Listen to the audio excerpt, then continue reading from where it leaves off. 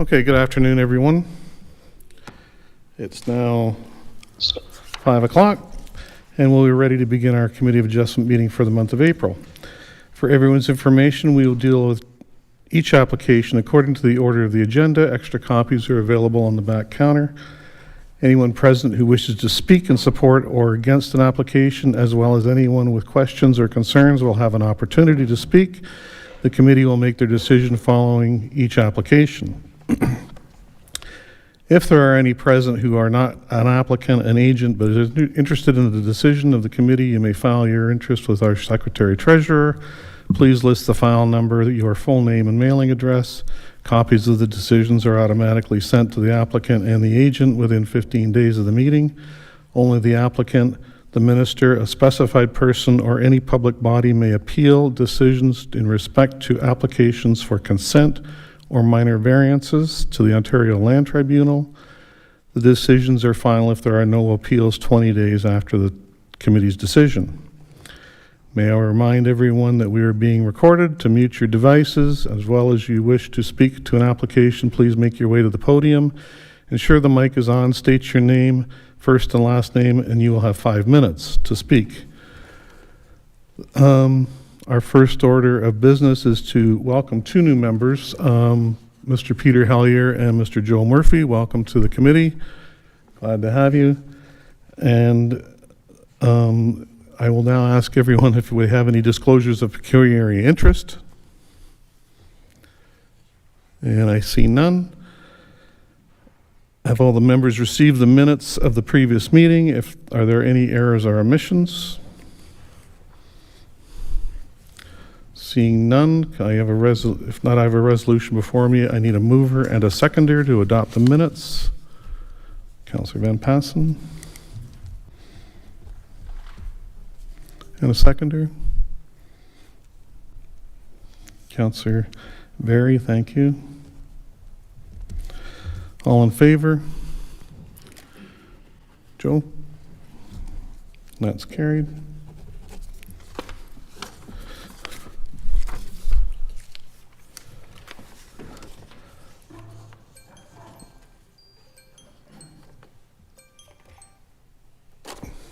Okay, so our first application to be considered is a severance, variance, and I'm a little unorganized.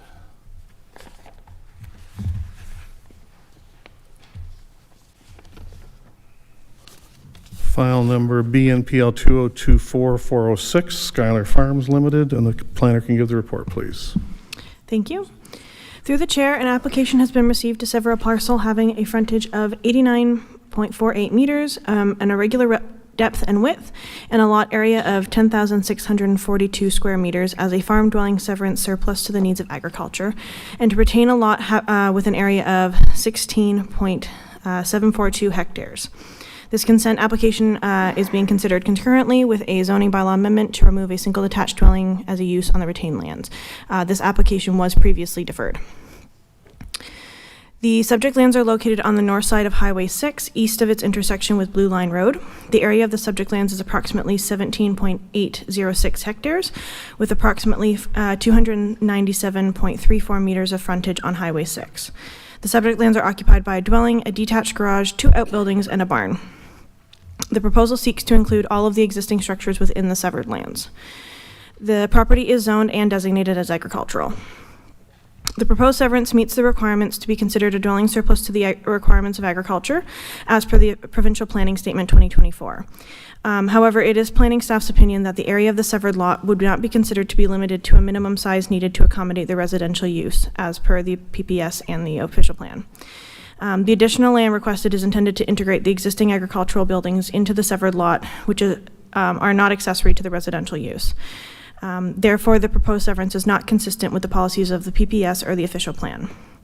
A memo should have been provided to all of the members of the committee, provided by the Heritage Committee, but as of now, there's been no determination made regarding the barn as a designated structure. Therefore, any heritage features have not been taken into consideration for staff's recommendation. As such, planning staff do not support this application and must recommend that it be refused. Thank you. Okay, thank you. Is there an agent or applicant present?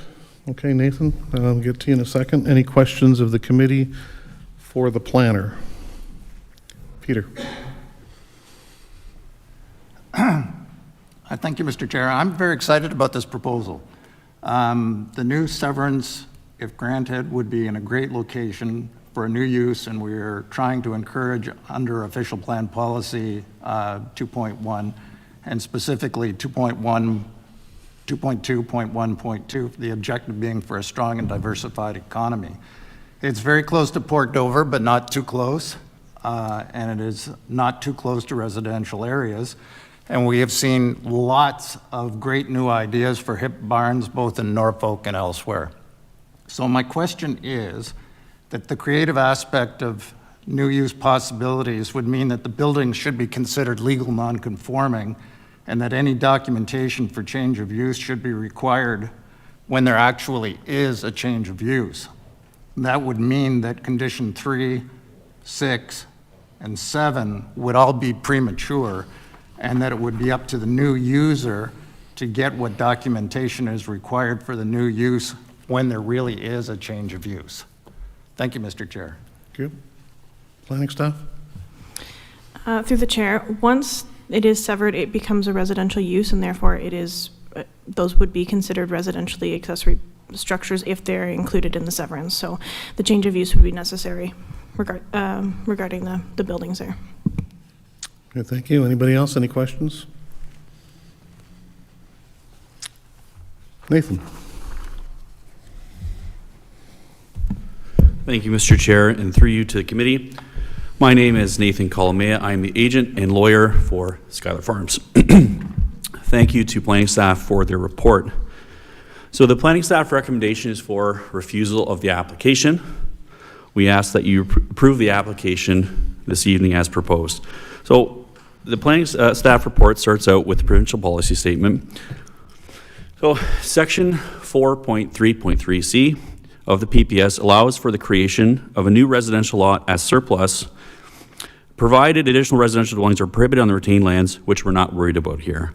And that, number one, the new lot will be limited to a minimum size needed to accommodate the use and appropriate sewage and water services. So the first question we have to ask is, well, what is the use? Use is not a defined term in the PPS, so we use its common meaning. So here, the use is the dwelling and the accessory buildings. So if we take a look at accommodating the dwelling and the accessory buildings, the lot size is an appropriate size. You can't have it both ways. You can't say, well, it's agricultural, so we're going to require a change of use permit so that it will be residential, and then say it's not appropriate because it's an agricultural building. So we're saying, we agree, we'll do the change of use permit because it's residential, and therefore the lot size is appropriate. So it does comply with the PPS. And then we consider the official plan. Our official plan permits surplus farm dwelling severances.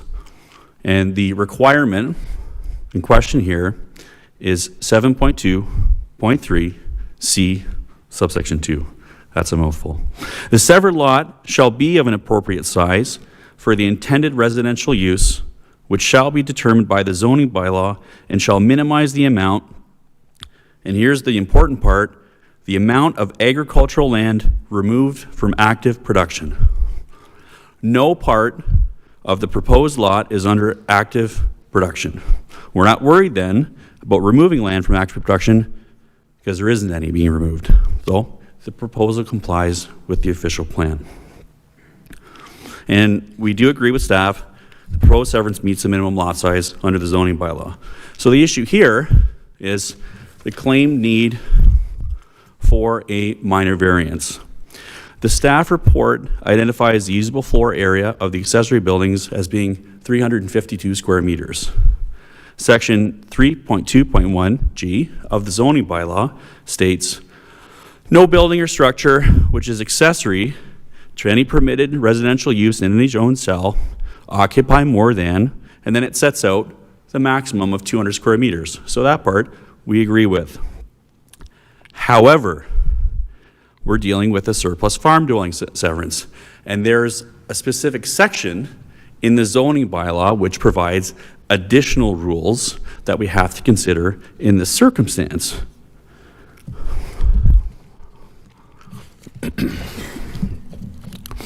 And if we take a look, that section, it provides an additional 200 square meters. And we did raise this issue with staff.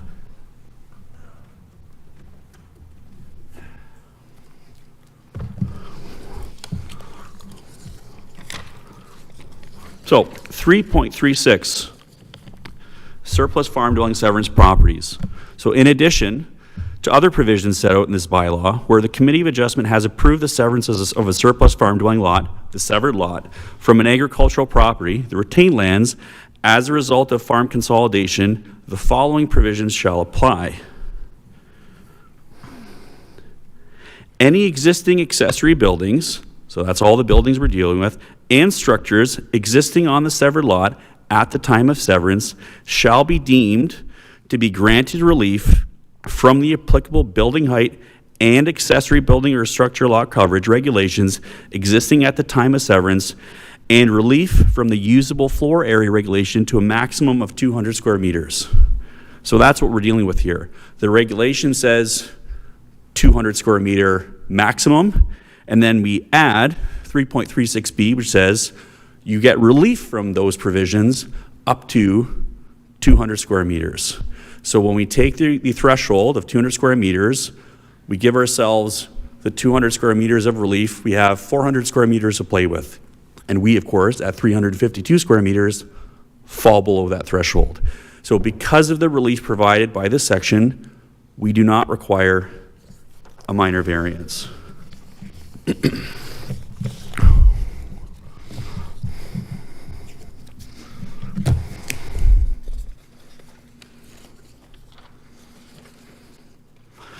And if we take a look at staff's interpretation, which is essentially that the absolute maximum is 200 square meters and that anything over that, you require a minor variance.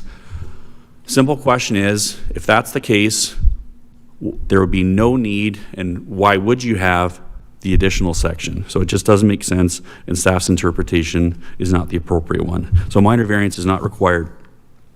And so part of the reason why the lot proposed is that we value the barn and we don't want to see it torn down and would like to see it enjoyed by the future homeowners. The barn's old and beautiful, but it simply does not work for a modern agricultural operation. You're not fitting much of anything that Skylar Farms uses in its operations in the barn. The uniqueness of the barn was recognized by the Heritage Committee. Now, the fact that it hasn't been designated yet doesn't mean that it doesn't have any heritage value. It clearly does. And the committee discussed at its meeting, and they moved that they would provide a statement of significance to this committee. And the best way to preserve the barn is to keep it with the severed lot. And another factor why this proposal makes sense is you look at the topography and features of the site. The pictures don't really do it justice. The house and the buildings are essentially on a hill, which is significantly higher and surrounded by mature trees, which excludes the active production on the farm. So the proposed application meets the intent of the provincial policy statement, the Norfolk County official plan, and the zoning bylaw. It's the proposal that makes the most sense for the site and best preserves the natural features and existing structures on the property. So we ask that you approve the application this evening with the removal of condition 3. I'm not sure what number it is on your list, but that's the requirement for the minor variance. Thank you very much. Condition 3 I have is receipt of a letter from the Secretary Treasurer indicating a new civic address. In the report, R3 is the requirement for a minor variance. So the ask So that is, would- Different on the So report. that would be our condition 2. yeah, if that's the requirement for a minor variance, yes, please. Okay, just for clarity. That it? Subject to any questions, that's it. Thank you. Yes, thank you. Questions? Councillor Berry. Thank you, Chair. I have a question for Nathan, just for clarification. You just mentioned a moment ago that the best way to preserve the barn is keeping it with the house. Why is that the best way to preserve the barn? Like, what is the difference between preservation, between keeping it with the lot that it's on now and the new, with the residential lot? Well, you have to take a look at the operation from a perspective. If the barn is to be kept with the farm, and we are looking to make the most of Norfolk County's prime agricultural land, as we always do, we're not sure that the barn would be kept. The best way is to ensure that it stays with the house.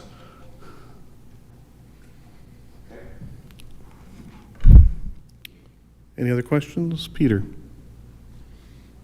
Thank you, Mr. Chair. But you have no concerns with condition 6 or condition 7, would that be correct?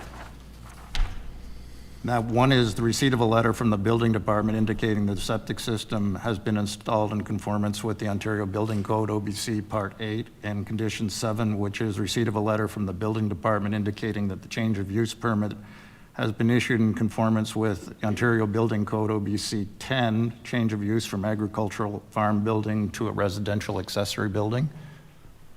Regarding the septic, through you, Mr. Chair, regarding the septic system, we installed a new septic system last year.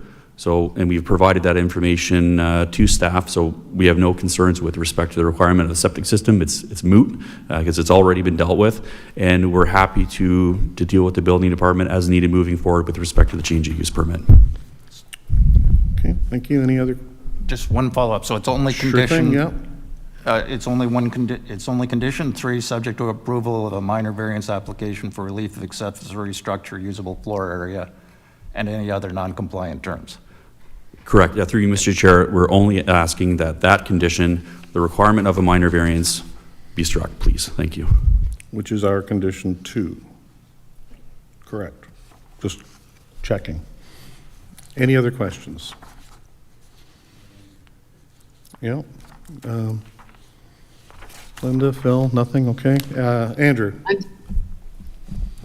I just wanted to jump in for a minute. The question of the 200 square meters has come up before, and we've discussed that with Fritz, the chief building officer, and he has agreed it is 200 max.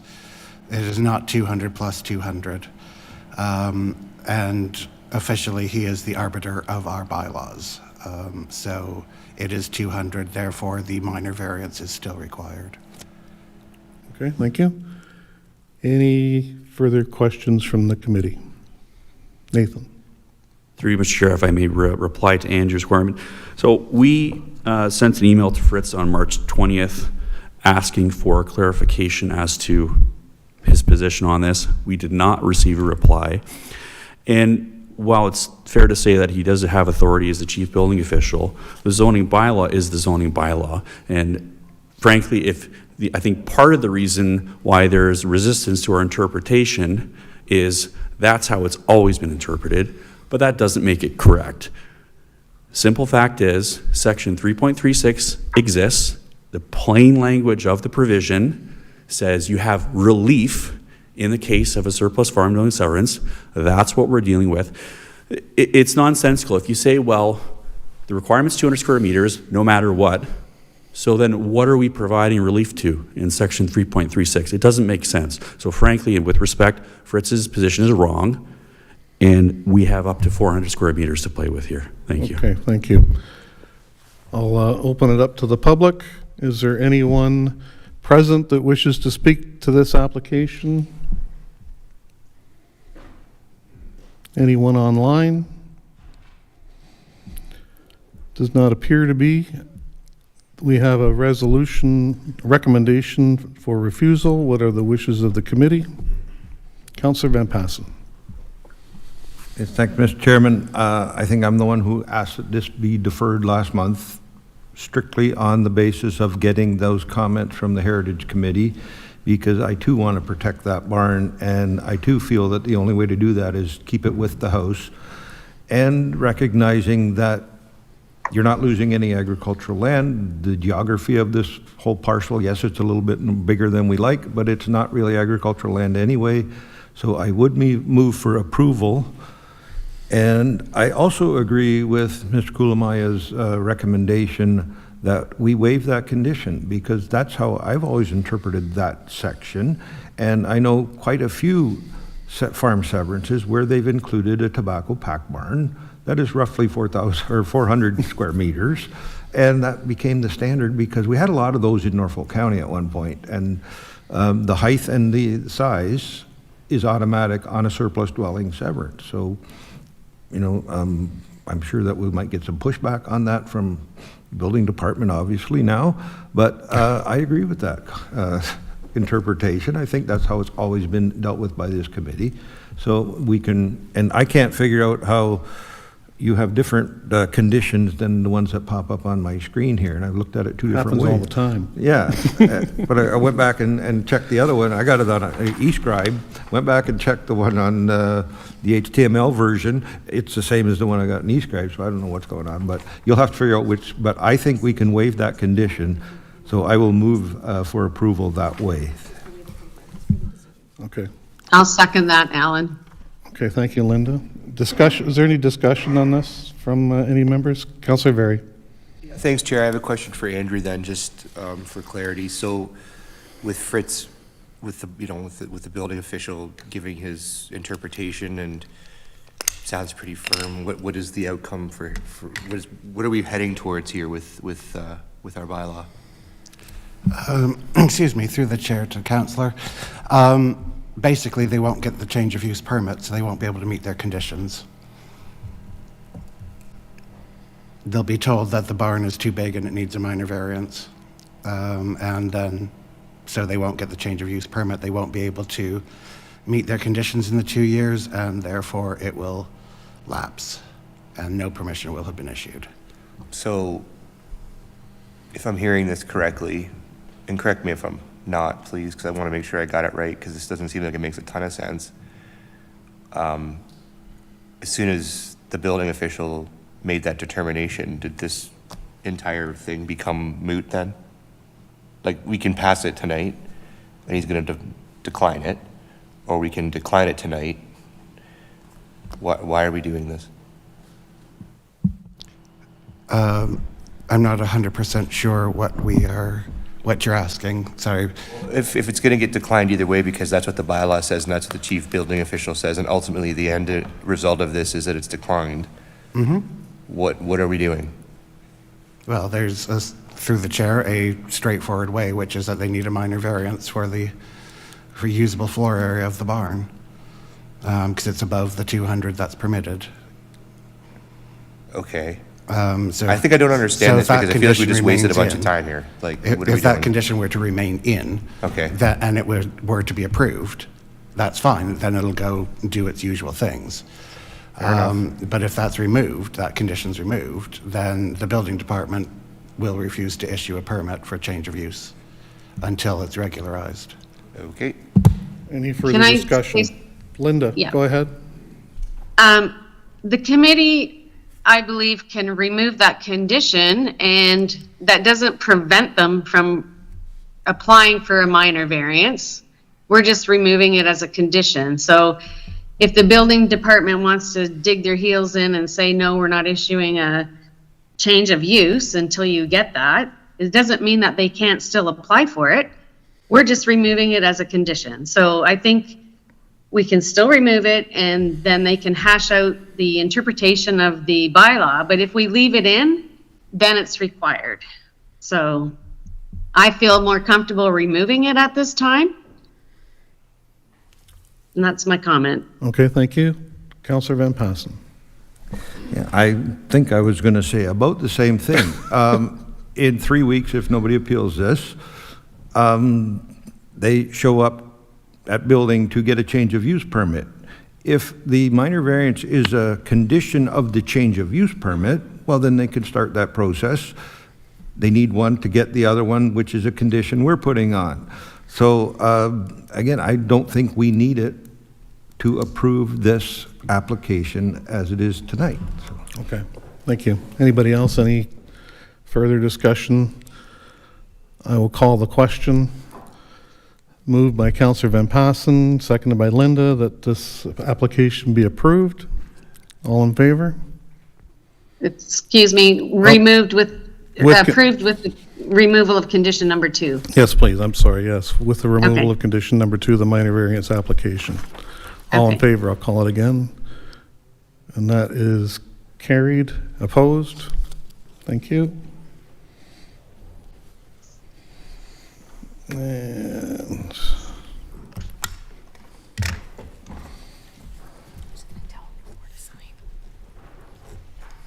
so that's, okay, thank you. So next up, file number BNPL 2024-405, Schuyler Farms, and the planner can give the report, please.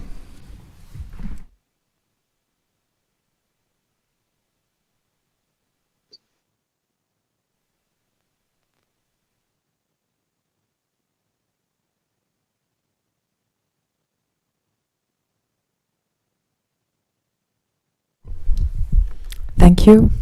Through the chair, an application has been received to sever a parcel having a frontage of 68.5 meters, width of 67.9 meters, and a depth of 72.4 meters, and a lot area of 4,798 square meters as a farm dwelling severance surplus to the needs of agriculture.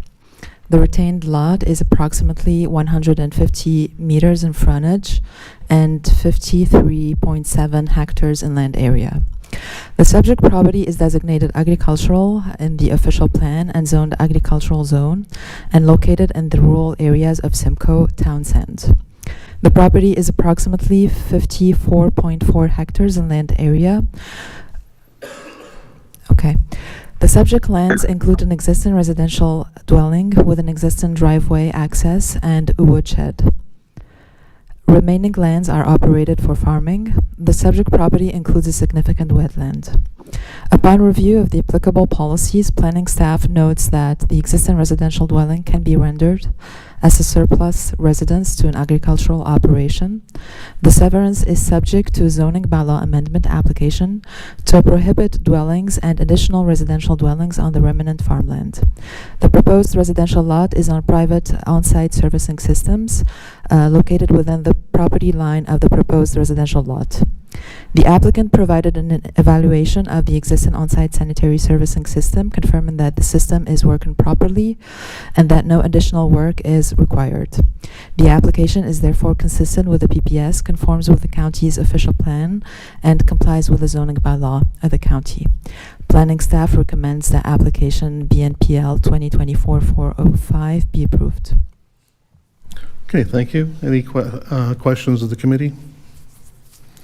Is there an agent or applicant? Oh, go ahead, Linda. Yeah, I just have a question with regards to the conditions. And I cannot understand why, when we're just moving a property line, a scoped environmental impact study is required. It's asking for a scoped environmental impact study confirming that the severance will not generate any negative impacts on the natural heritage features consisting of a significant woodlot. And we're just moving a line. So I don't understand. It's not like it's a vacant lot being severed where you might be building a house or building a barn or building something on it. The house is there. So I don't understand the need for that. And I would like staff to explain that to me, please. Planning staff? Thank you. Through the chair. So as shown in the report in map B, the subject property is located within the significant woodlands. That's the mapping provided by the province. The proposed residential lot is within significant woodland. The severance delineation is exactly within the significant woodland. The PPS defines development, any new lot creation that would, new lot creation is rendered as development. So development within a significant woodland is subject to scoped environmental impact assessment. That's the policy of the provincial planning statement.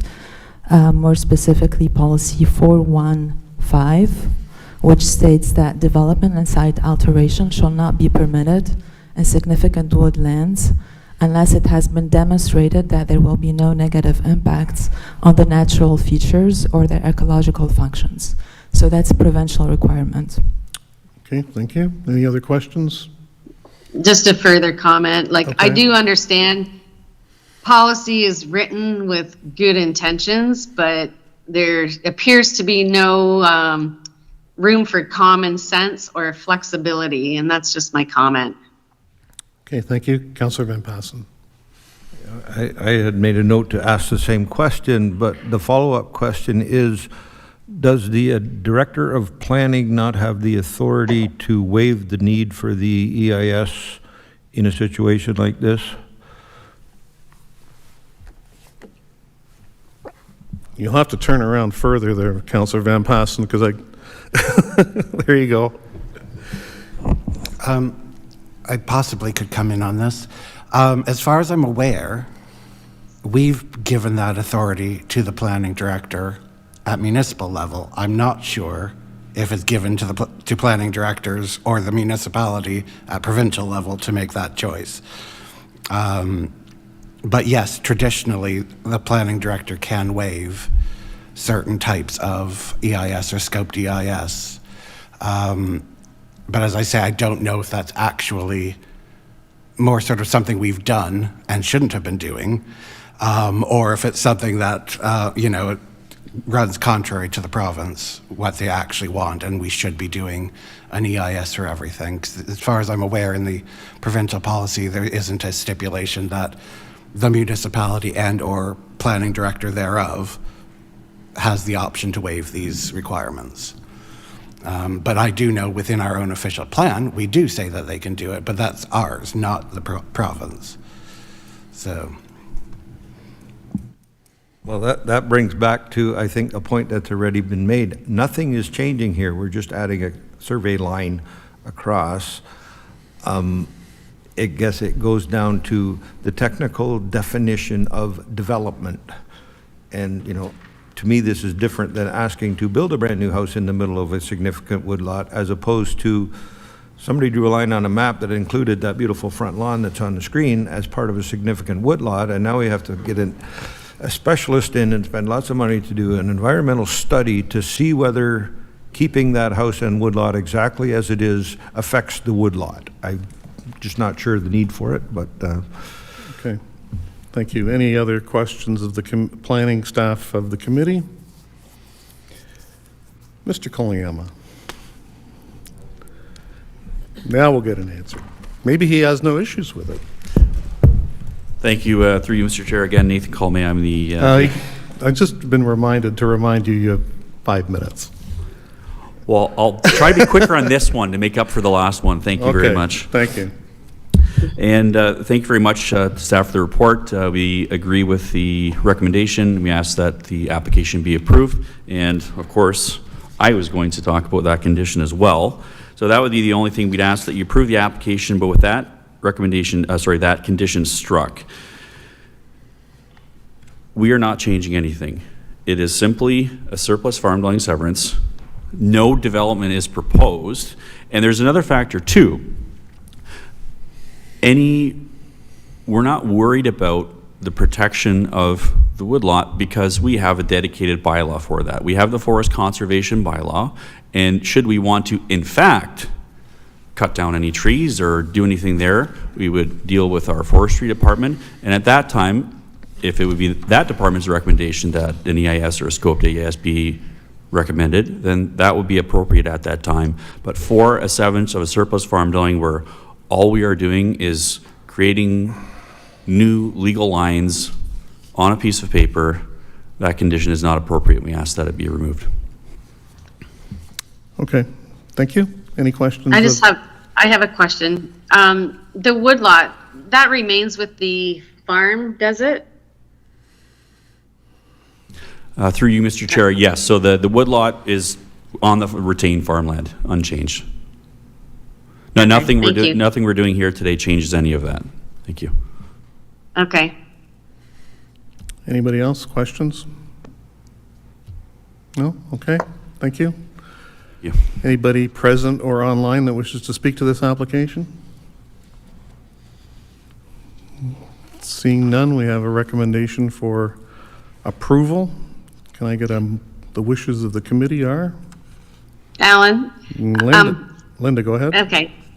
I would like to recommend approval with the removal of the scoped environmental impact study. And I just believe that asking the applicant to spend money needlessly does not make sense to me. And I believe if the province feels that strongly that it's required in this situation, then they have the ability to appeal our decision and put that requirement back in. So I'm going to move approval with the removal of the scope.eis. Councillor Van Passen? Yes, thank you, Mr. Chairman. I'm going to offer the opinion to Linda that I think in the past you leave the condition in if the applicant can negotiate that waiver from the Director of Planning, then that meets the requirement to have it. So, and I know the province did throw in a few extra little changes when they updated their provincial planning statements, and they're getting a little bit more pushy. So I might ask that you leave that condition in if they can cut a deal with the Director of Planning to not require it or reduce the scope significantly or anything to that effect. That'll solve or meet the need for that condition to get the approval of the severance. So are you be willing to adjust your motion? Yes, thank you. I will. Okay. So I'll recommend that we approve it as is then. Okay, the seconder, please. Councillor Berry, thank you. We wait a couple of weeks, it might be changed anyway. Anyway, any discussion on this application? Okay, I have a motion to approve, moved by Linda, seconded by Adam, all in favor? And that is carried by everyone.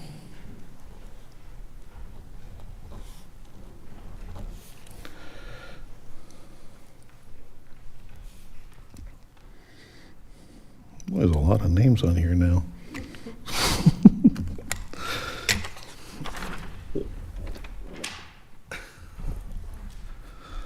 Okay, next up is file number BNPL 2024-403, and the planner can give the report, please. Through the chair, I'm just going to ask if this can be presented with ANPL 2024-404, as it's the... So you're going to do them together? Yes, they are Okay. related. Very good. We're okay with that? Yes, Permission? absolutely. Okay, perfect, thank you. So through the chair, an application has been received to sever a lot having no frontage and a regular width and depth and a total lot area of 1,650 square meters, and to retain a lot having a lot area of 19.6 hectares as part of a boundary adjustment in the agricultural zone. The lands will be added to the existing lot located immediately adjacent to the north, having an address of 288 Schaefer Side Road, with the final lot size would be 5,697 square meters, and that is for BNPL 2024-403. And then for ANPL 2024-404, an application has been received to seek relief of 170 square meters in usable floor area to allow total usable floor area of 370 square meters for a detached accessory building in the agricultural zone. The subject lands are located on the north side of First Concession Road, STR, east of its intersection with Schaefer Side Road. The subject lands are occupied by a dwelling, greenhouse, 2 agricultural buildings, and several kilns. One of the agricultural buildings is located near the lands at 288 Schaefer Side Road. which are the proposed receiving lands of the boundary adjustment. The building is intended to be included as part of the boundary adjustment. These lands were subject to a severance in 2015 through file number BNPL 2014235, with the lot created being the property now described as 288 Schaefer Side Road. The property is designated and zoned as agricultural, as are the proposed receiving lands. Chapter 4.3.3.2 of the Provincial Planning Statement 2024 states that all lot adjustments in prime agricultural areas may be permitted for legal or technical reasons. The PPS describes legal or technical reasons as purposes such as easements, corrections of deeds, quitclaims, and minor boundary adjustments that do not result in the creation of a new lot. Furthermore, Section 7.2.3 of the official plan outlines the lot creation and adjustment policies within the agricultural designation. Specifically, Section 7.2.3A 6 states that consent to sever may be considered for technical reasons, including minor boundary adjustments that do not create a separate lot. Section 7.2.3 C2 states that lots severed in surplus to agricultural needs should be of an appropriate size to the intended residential use. It is staff's opinion that the requested boundary adjustment does not meet the definition of a legal or technical reason.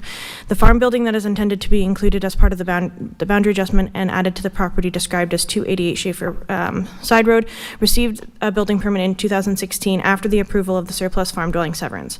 It was built as a farm building on the retained agricultural land. There has been no justification as to why this farm building was built in such close proximity to the severed dwelling, nor any supporting evidence that it was used as a residential accessory building, which would be in breach of the permit and therefore not a material consideration.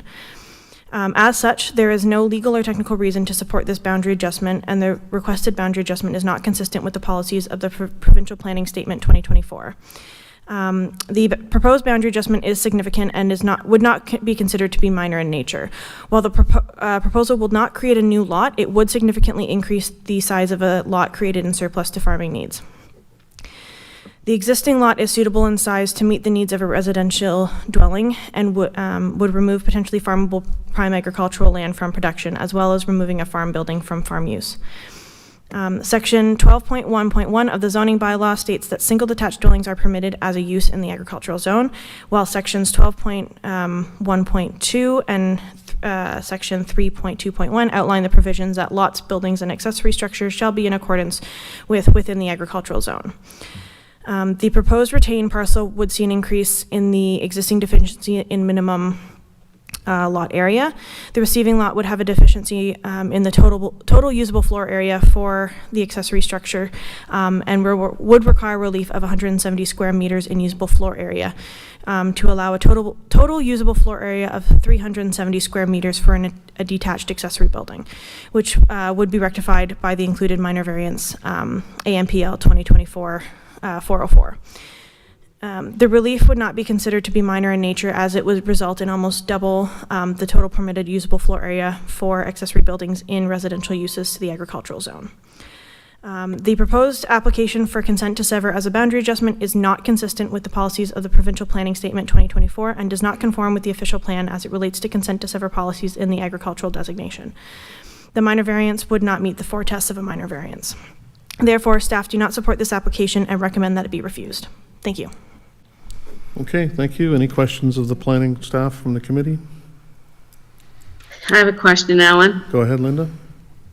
So based on the mapping that I'm looking at, it appears that the workshop that's on the lands to be severed, oh, that's not the right map. Went too far. Yeah. So based on the map there, it looks like the building is already partially on the other land, the land that it's the receiving land.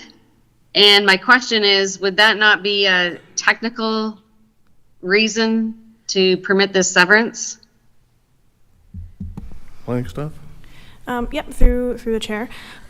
We could consider that a technical reason for a severance if it was going the opposite direction. So if the proposed severed the lot at 288 Schaefer was giving to the agricultural lands to rectify that issue. Unfortunately, in this situation, they are looking to add it to an already severed surplus dwelling, and we can't really consider that to be minor in nature, considering the size of the lands to be severed. So if it was the opposite way, then we could consider that, but it is not. So unfortunately, we can't consider that to be technical in nature at this time. Okay, thank you. Any other questions from the committee? Just a comment. Go ahead. I feel like we've actually approved similar applications in the past. That's all I'm going to say. But anyway, that's my comment. Okay, thank you. Is there an applicant or agent present? Mr. Kuliyama.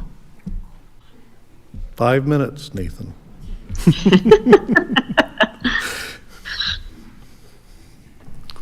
Thank you, Mr. Chair. And I'm sorry you're seeing me a lot tonight, but I am, once again, Nathan Colomia this time. I am the lawyer and agent for Kyle Van Houten, and who is the owner of the home. His brother, Derek, owns the adjacent farm from which we're taking the boundary adjustment lands. Oh, thanks again, as always, to planning staff for the report. The planning staff recommendation for both the severance and the minor variance is for refusal. We ask that you approve the severance and minor variance this evening. So this application is for a boundary adjustment. The structure in question was originally built as part of the farming operation. Kyle and Derek farmed together, and after it was built, things are, I think, going very well for them, and they built a far bigger structure. So this structure is no longer needed for their farming operation, and specifically they do a lot of ginseng. And the applicable section of the provincial policy statement is 4.3.3.2.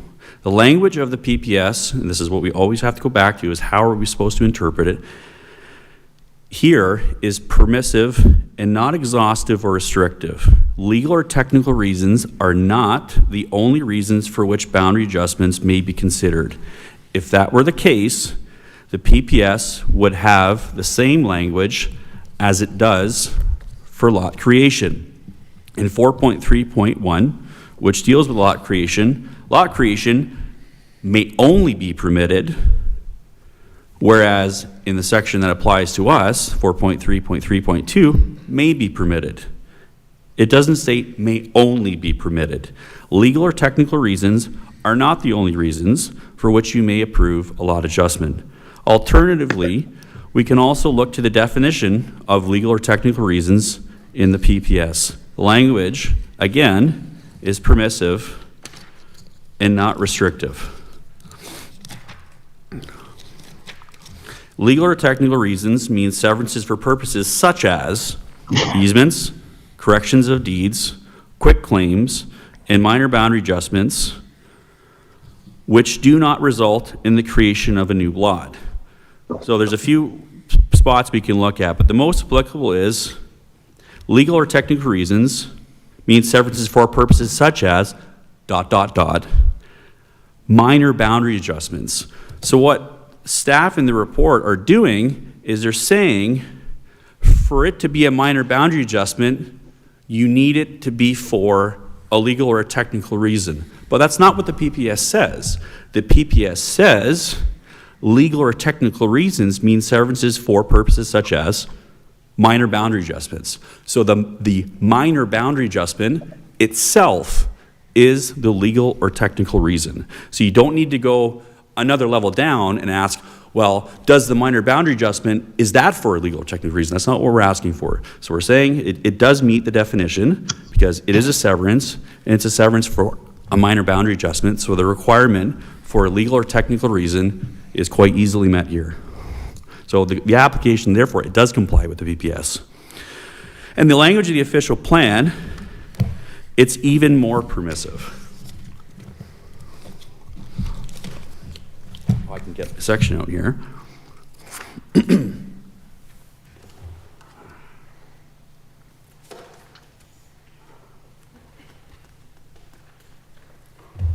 And again, it too includes that these things, minor boundary adjustment on its own is a legal or technical reason. So again, we comply with the official plan. Sorry, just bear with me 1 second here.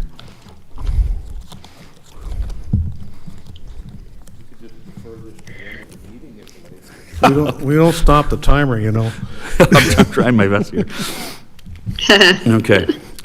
And so we're not creating a new lot. The application complies with the official plan.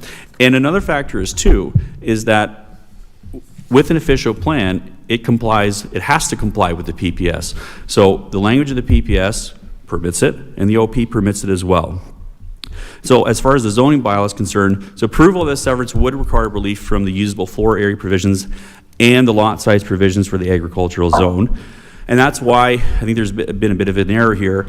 In our application, we did apply for the minor variance to cover both the usable floor area and the deficiency in the retained lands. You have so I'm 1 not, minute. Pardon? 1 minute. So I'm not sure why that wasn't addressed, so we asked that the minor variance, it should address both of those provisions.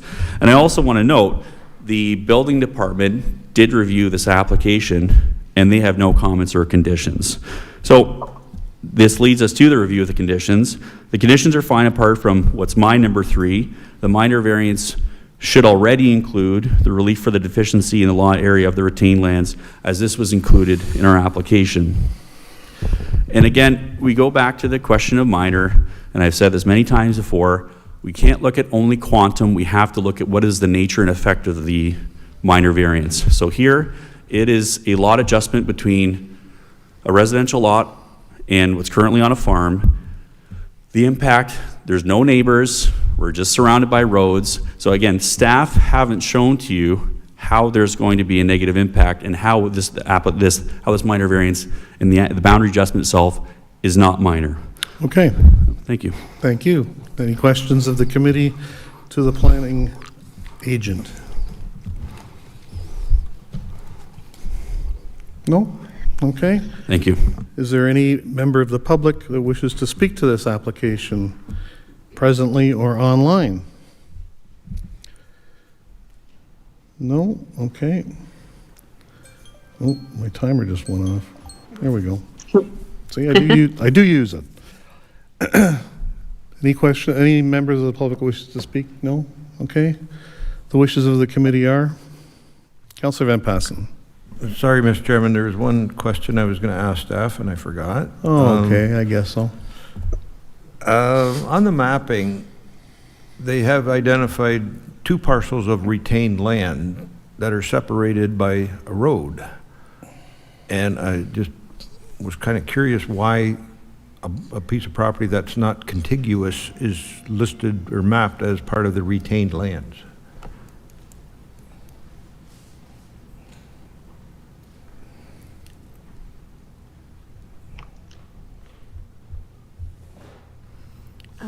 Through the chair, I'm not sorry. Can you? Right there, can you see that? This is the parcel we're dealing with, and this parcel across the road is also listed as the retained lands. Okay, I'm looking at a different map. Let me bring it over. No, I can see it from here. Thank you. You have better eyes than me. Contacts.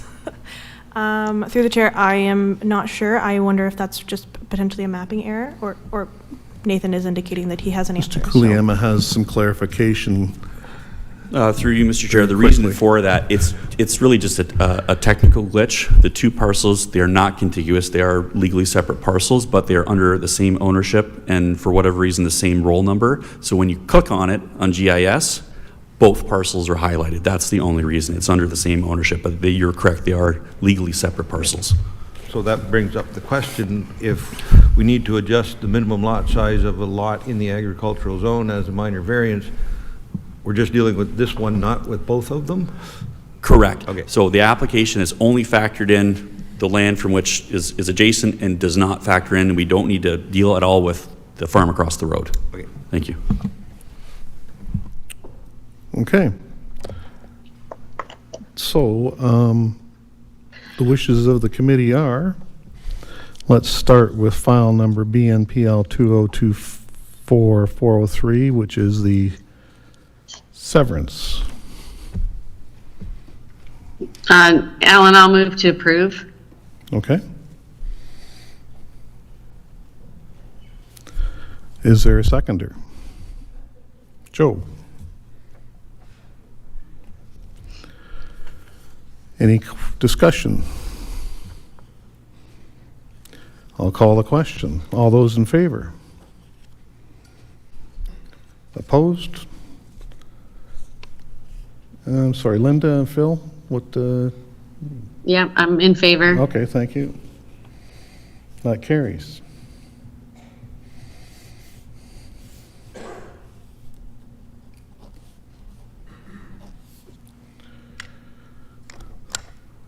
So next up is the minor variance, ANPL 2024-4404.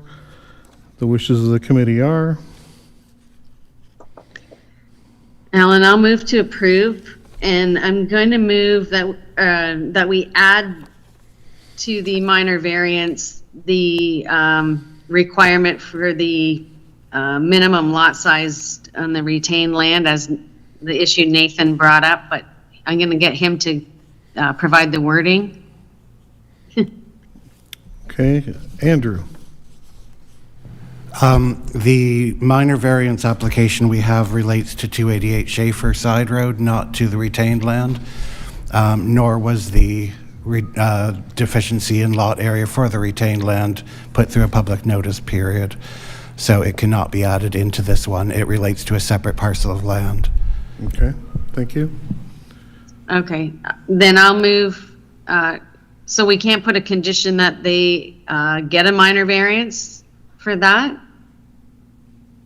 For the retained land, Andrew? Through the chair, the condition is there for them to get the minor variance. Okay. All right, I'll just move to approve then, thank you. Okay, all right. Seconder? Joe? All those in favor? That's carried, thank you.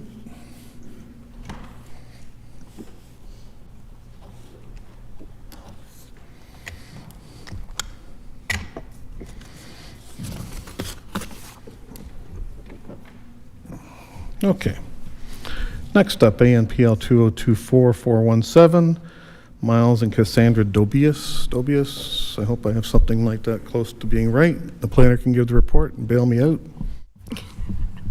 Thank you. Ooh, that's blinding, sorry. Just gonna move that back before I'm blinded. Through the chair, an application has been received seeking relief of 5.45 meters from the exterior side yard setback to allow a total exterior side yard setback of 0.55 meters. This application has also been previously deferred. The subject lands are located at the end of Old Church Street, south of its intersection with Lindock Road. The area of the subject lands is approximately 2.76 hectares with approximately 12.034 meters of frontage on Old Church Road. The subject lands are occupied by a dwelling with an attached garage that is currently under construction.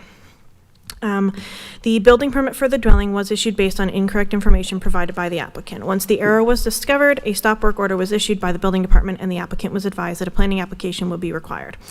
The property is designated Hamlet and Hazard Lands and zoned Hamlet Residential and Hazard Lands with a special provision 14.157.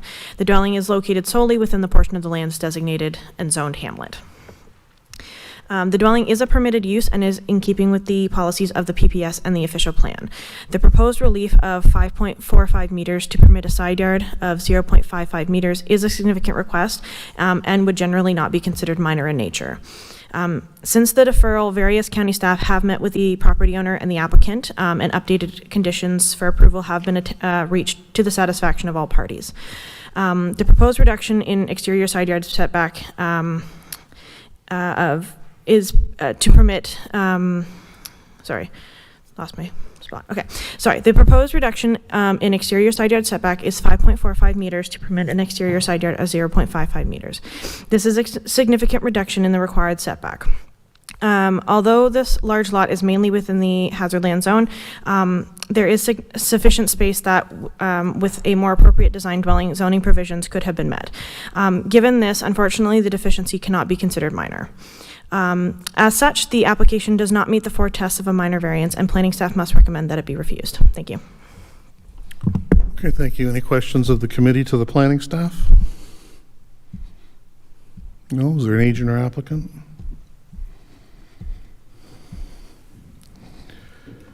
And you have 5 minutes.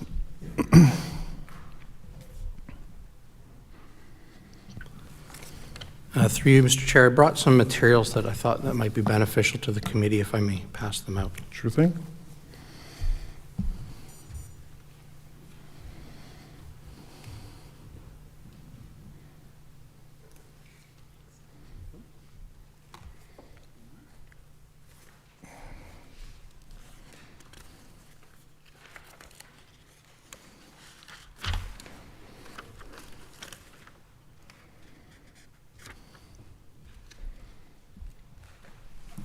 Okay.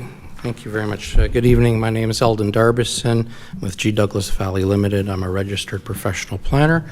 My clients are here this evening. I would also like to say, potentially say a few words. Okay, thank you very much. We're back again. This is, as Kendall mentioned, this is a deferral. We were asked to go back and work with the county staff to see if we can find a resolution. And we're glad that the report has identified a resolution for this evening. So there's been a significant cooperation between all involved, and we thank the county staff for all their cooperation and resourcefulness in finding an appropriate resolution. I do want to note that one of the comments was a former planner, Kayla DeLay. She had recommended last time to withdraw the application to allow for solutions to be made, and it was a deferral instead, and again, we've come back with some solutions with staff. So I have 3 items to cover briefly tonight. That case law demonstrates the importance of qualitative evaluation of a minor variance versus a quantitative analysis. Last time I was here, I had mentioned 3 cases, of which in this package this evening is a very brief summary of those 3 cases that put emphasis on the importance of a qualitative review. B, the staff report analysis for considering the variance minor. I'm just going to speak to that. And C, the condition, one of the conditions suggested to the committee if the committee decides to approve. So those are the 3 items. So first of all, in terms of the report, there's a staff support 3 of the 4 tests. The report explains that the variance does not meet the 4th test, being minor, because there's a significant reduction of the required setback. And second of all, that if the dwelling was designed more appropriately, zoning could have been met. So my comment is that I respectfully disagree that the reduction being a numerical value be the deciding factor of whether something is minor or not. I am aware, however, that staff do not consider case law on a site-specific basis, such as minor variances. They do consider case law when they're looking at bigger projects, such as like a comprehensive zoning bylaw review. So I appreciate that. That's fine. But nevertheless, case law is still very important, especially under this circumstance. The last time we were here a month ago, I listed 3 examples. Today, I encourage you just to take a brief look at that. And I won't reiterate the fact that the details of those cases, but they do emphasize the qualitative nature, looking at things such as impact rather than degree. So in this case in the report, staff did not perform a qualitative analysis, nor did they review case law. It is my opinion that the degree in the variance is not important. The qualitative aspects have been met, especially since the fact that there has been resolution made and put forward in the recommendations by the Development Engineering Department. So the impacts have been addressed appropriately. The second reason for not considering the application minor as written in the report was because it was suggested that if the dwelling were designed more appropriately, that the zoning could have been met. So in the package, I'd like to turn your attention to the survey. There's a survey in there. That is the document that everything was based upon originally. The second drawing in the package is the grading plan, which was based on the survey. This is part of the application for permit that was reviewed. So I respectfully disagree with the comment in the report. The survey provided with the grading plan was the result of a permit. The permit was issued because it did appear to comply. Thank you very much. I will wrap up. So this is the only, I disagree with the comment because it was considered appropriate. It wasn't until after the fact that we discovered the error, hence why we're here this evening. So there have been challenges in the last couple months identified by the staff. There's pooling, water, drainage. All these things are going to be resolved. I would suggest that it's my opinion that it does meet the 4 tests of a minor variance, especially with the conditions. I just have one concern. It's the timing of the fulfilling of one of the conditions being the agreement. I just want to pose to Darnell, if he's online, just to make sure that he's okay if he believes that the timing of meeting that condition in 2 months from now is actually appropriate, or perhaps maybe the committee consider some alternative language or another date that maybe if Darnell, unless he agrees, that Eldon, we your can meet time's those up. 2 I'll months. see if Darnell, or maybe our director, is Darnell on the line? Yes, he is, Mr. Chair. I am here. I'm Darnell Lambert, Director of Engineering here at Norfolk County. Thank you. Can you address that question? I guess through you, Mr. Chair, to Eldon, I believe your question pertains to condition number 2 and the dates of April 30. Is that correct? No, we can definitely meet the April 30th. It's the June agreement, that condition number 1, I believe.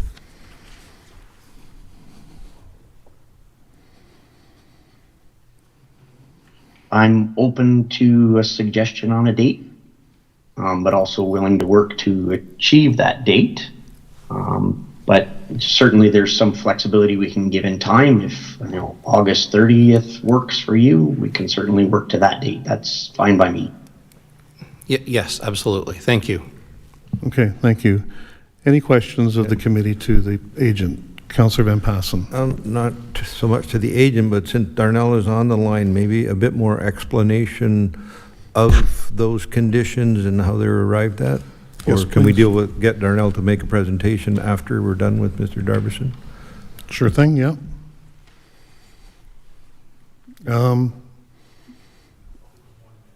Because he's already used overtime, so. Go ahead. I'll give you a couple of minutes. Thank you. My name is Miles Tobias. I'm the applicant. Thank you for having us back. We have been busy since we last met in February. We've had several meetings with the town and a neighborhood meeting to try to keep everyone in the loop. Out of that neighborhood meeting, we had agreed that paving Brock Street would be best to solve the issue with the current hammerhead and setback. We have agreed to enter into an agreement with the town to complete this. On March 5th, we had issues with water draining from the road and surrounding properties, creating a large puddle. It did naturally drain overnight, but we have revised our final grading plan and have a drainage agreement with the neighbors and county because of this. In February, one of the complaints was that they had lost overflow parking. We have asked to purchase the surplus land from the town to help out with parking for the local community, which was illegal as per bylaw, and make it legal for people to park. Okay, thank you. Any questions of the applicant from the committee? And I'll just go back. Was there any other questions of the agent from the committee? Councillor Berry. Yeah, I have one, Chair. Actually, it's for Eldon. So a moment ago, I think you said that, is a number the deciding factor? Is it a deciding factor? Is that correct? Did I have that's your assessment, that the numbers aren't really a deciding factor? In this case, yes, the degree is not as important as assessing impact, the qualitative measures as identified in the case law. So when are numbers a deciding factor? Well, they typically are part of the analysis.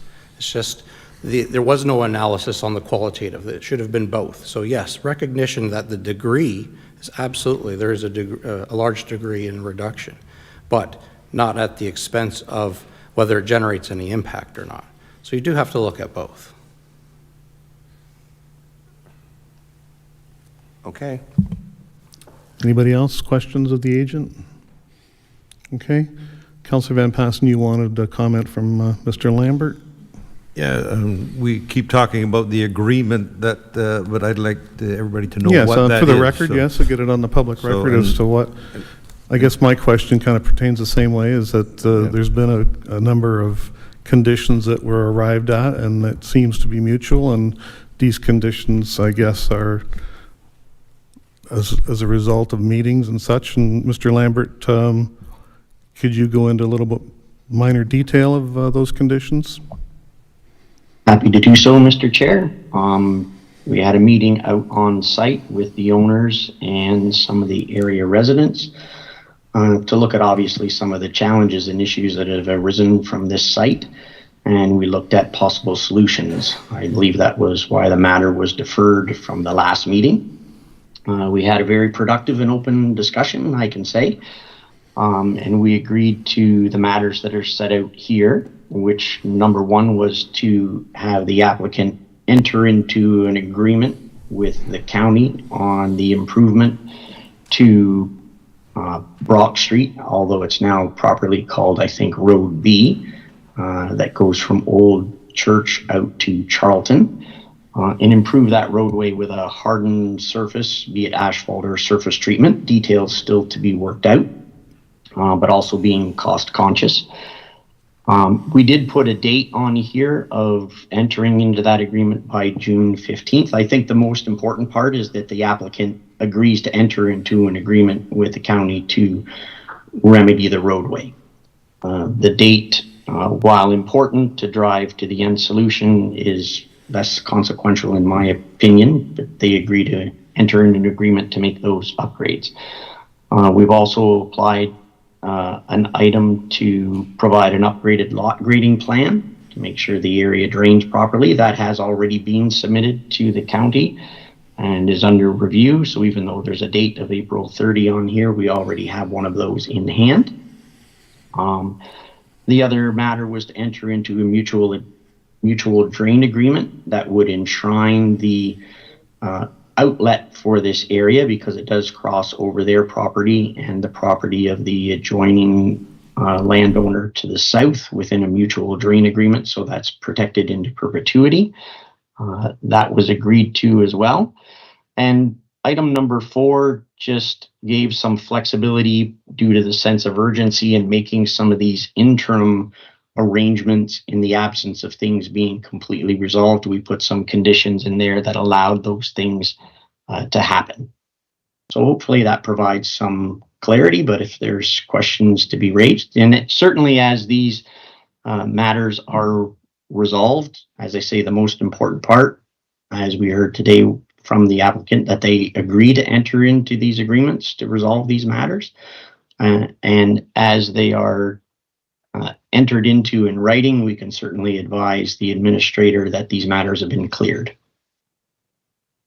Okay, thank you. Any further questions of the Director of Engineering of our committee? No? Okay. I'll open it up to the public. Is there any member of the public that wishes to speak to this application? Come on up and state your name for the public record. And I'll remind you, you have 5 minutes. Button on the right. Thank you. My name is Tina Graywall. I live on the same street as the owners. The Old Church Road. Old Church. I'd like to start by saying it's shocking to me that the engineer of this location considers numbers, numerics, not so important. The whole reason why this started is they went, according to their survey, marked up the area, built this giant house and this other attached 3-car garage with a granny suite, ripped up the hammerhead, the parking area that the town people would use, that people who'd come to this place would use, knowing full well it should be very clear if there's a parking pad there and it's been put there by the town, you call the town and you say, hey, what's going on here? This whole build from the beginning has been a disaster. The idea that, you know, the flooding that we had was a puddle is absolutely ridiculous. We the owners of that area were asked to come to a meeting. We were also told, if you cannot be there, we will reschedule. There are basically 5 people who live on this street. 3 of those 5 people could not attend. Actually, 4 of those 5 people could not attend. So there are people here who have not been asked their opinion. This is my opinion on what I think we should do. We do not want that road paved. This is an old village. A lot of the houses on this street are built in 1873, 74. We are ruining this area by allowing this bill to stay. It is an infringement. We all know it's an infringement. The county has said it's an infringement. We need to rectify this. We need to allow this village to be the village that it is. I feel, I'm speaking for my husband and some of the members of the neighborhood that are here, that building needs to be taken down. We want the hammerhead back. We don't want that road paved. We like the village aspect of it.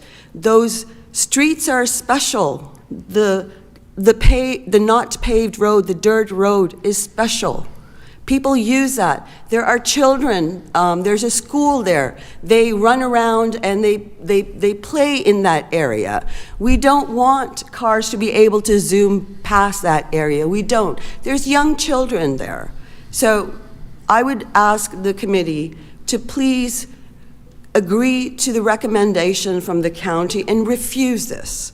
Absolutely refuse this. It's changing the whole shape of our neighborhood. And please, we ask you with deep hearts that this cannot stand. Thank you. Okay, thank you. Any questions of the committee? No? No, thank you. Thanks very much. Anybody else in the House that wishes to speak to this application? Yes, sir. Step right up and state your name.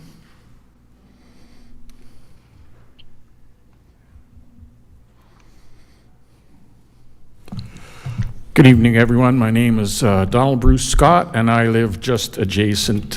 My house fronts on or sides onto Old Church Street, so I'm a significant neighbor to this project. Now, I don't even know how to begin. Right from the get-go, this project to me has been poorly handled by many different levels, by the county, by I'm sorry to say, the applicant, the engineers. And I'll start by telling everyone that, or asking the question, why when I contacted Fritz Enslin on October 10th, emailing him, asking him if he was aware that the new build looked a bit odd, and it was too close to county lines and stuff. He got back to me after a little while, after a week or so, and then said that yes, they were aware of that, and they were looking into it, and they would be talking to the applicant. Well, it turned out that it was a month later. Building kept going on. Nothing was stopped. Nothing, I don't know that anybody even came out to have a look at it. So, basically, by the time they put a stop work order, the construction was well underway. It seems, by looking at it as an outsider, that they discovered that there was a mistake, that perhaps this little piece of land wasn't very important, and we can just sort of work around that error that occurred. I don't know. But moving ahead, now we have a stop work order on the garage, great, and they didn't stop work. They kept working. Contact Fritz Enslin again. Oh, we've given them special permission to enclose the structure so as it's not to be damaged by the winter. Okay, fair enough. So what good is a stop work order, I ask? Okay, you could easily have covered it in plastic. It seems to me, again, another indication was that they never, or the county was never going to stop this project and continue, and then they thought, oh, a minor variance is going to take care of all this. Well, obviously it hasn't. Minor variance hasn't dealt with this issue. So I highly object to these quote, resolutions that have come up. There was no discussion amongst neighbors, like Tina said. Maybe a couple of neighbors were able to make, but there was no real roundtable discussion. And like, you know, why should paving Old Brock Street be the answer to their whole problem? I just don't agree. It's just wrong. I agree with planning that a design alternative could possibly be engendered so that it meets compliance and allows for the existing hammerhead and the road allowance that we had before. You would have to really be on site to see how obtrusive this project has become. And it's only going to be worse as time goes on. I can tell you that. So I would, my position is that the garage should be restructured to allow for it to meet compliance, and that's it. Okay, thank you. Thank you. Any questions of the committee? Is there anyone else in the House that wishes to speak to this application? Yes, sir. Step right up. Yes, sir.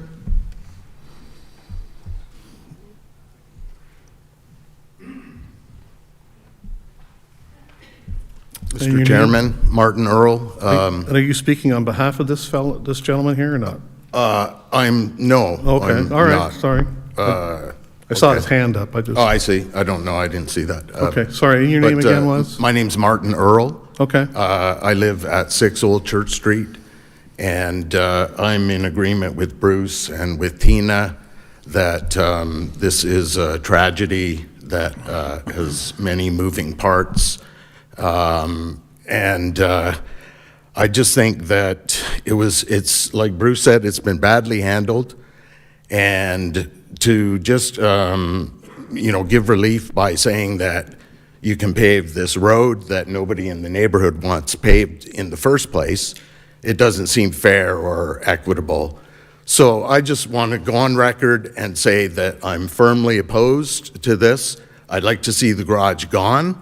I'd like to see the hammerhead replaced. And, I think this is a thing that should have been handled by insurance companies, and it wasn't, it hasn't been.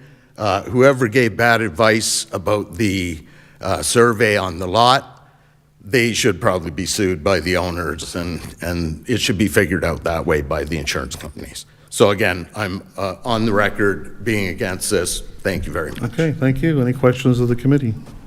No? Is there anyone else in the House that wishes to speak to this? Step right up, sir, please. State your name. I'm sorry, hang on, sir. Okay, we'll get to you after that. Go ahead. And I'll get to you after. Okay. Yes, good evening. Your name, sir? State your name, please. Yes, my name is Dr. John Walker, and I am the owner of the church very near to this project. Over the years, going back to, as far as I've been told, 1875, the Hammerhead area has been used for parking, beginning with horses and buggies and right up to now, for this church. That having been eliminated, now the people it's no longer a church, by the way, but people who do use the building can no longer use that area. So I'm just making that comment. Thank you. Thank you. Sir?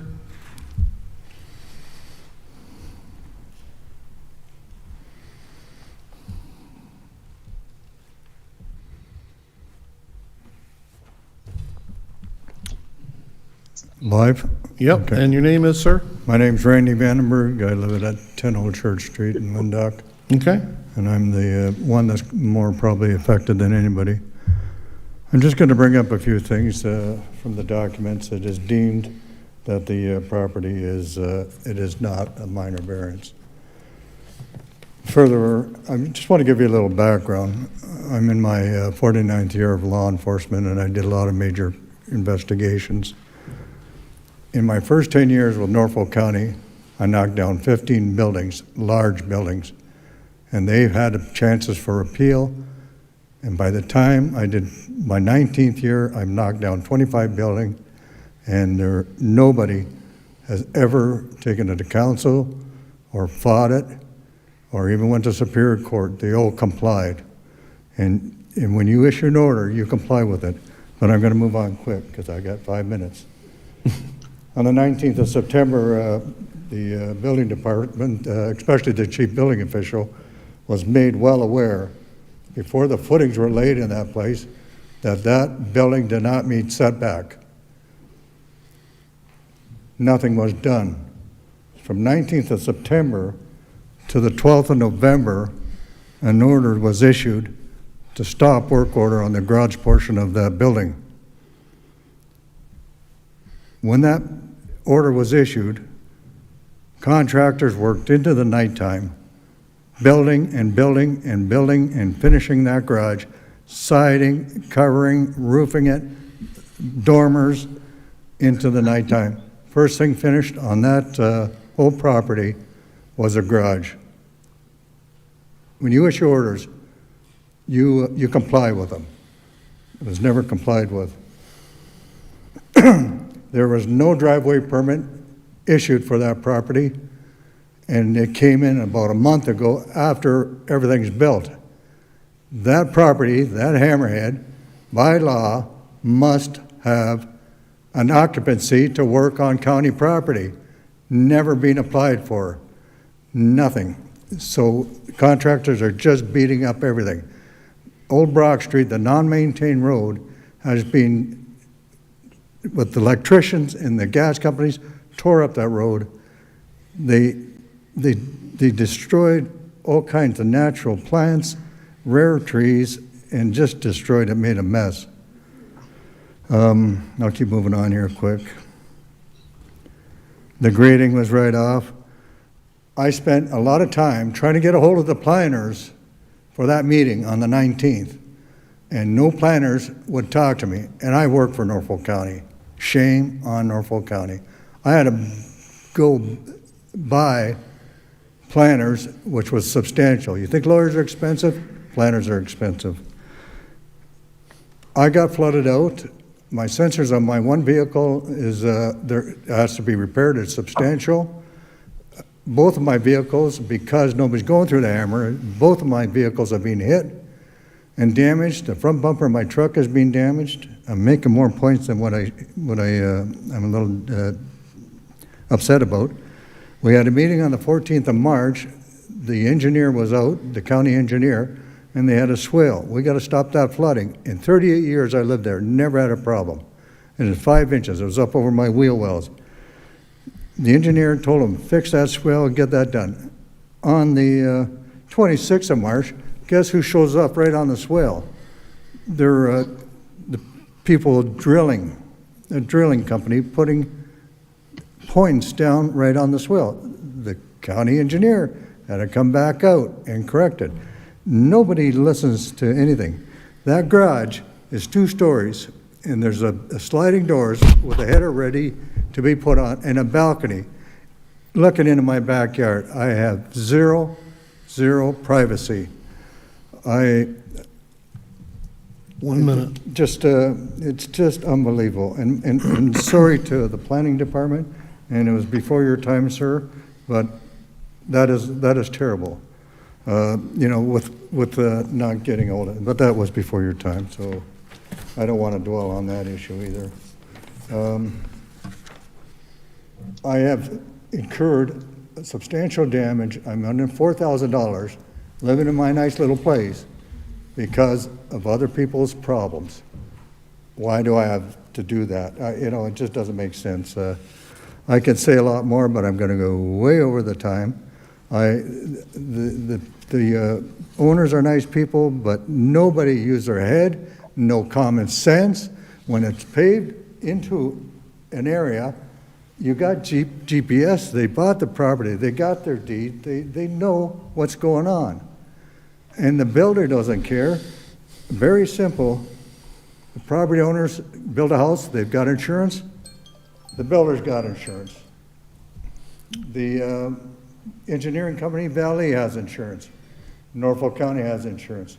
And a lot of negligence. I have never seen really bad negligence. Okay. But anyways, I'm done. I can tell, but I just want to know.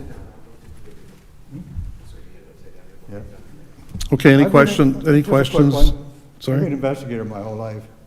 Okay. This is a lawyer's dream, you know. Any questions of the committee to the delegation?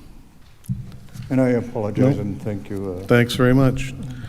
Anyone else in the House that wishes to speak to this application? Is there anyone online that wishes to speak to this application? Okay, thank you. Thank you. Members of the committee, any further questions of the planning staff, or what are the wishes of the committee? We have a go ahead, Linda. Well, I just have a comment. So I think, like, all the way around, there's a lot of problems here, but I honestly believe that the owners didn't do it intentionally. And they have stepped up to try to remedy and work with the county to find remedies of this. I'm just going to say that, like, even if they tore the garage down, they're allowed an entrance to their property, and they could put an entrance there, and that's not going to put the hammerhead back. It would be a driveway if the garage wasn't there, but unfortunately the garage is there. And I'm just going to say the garage is entirely on their property.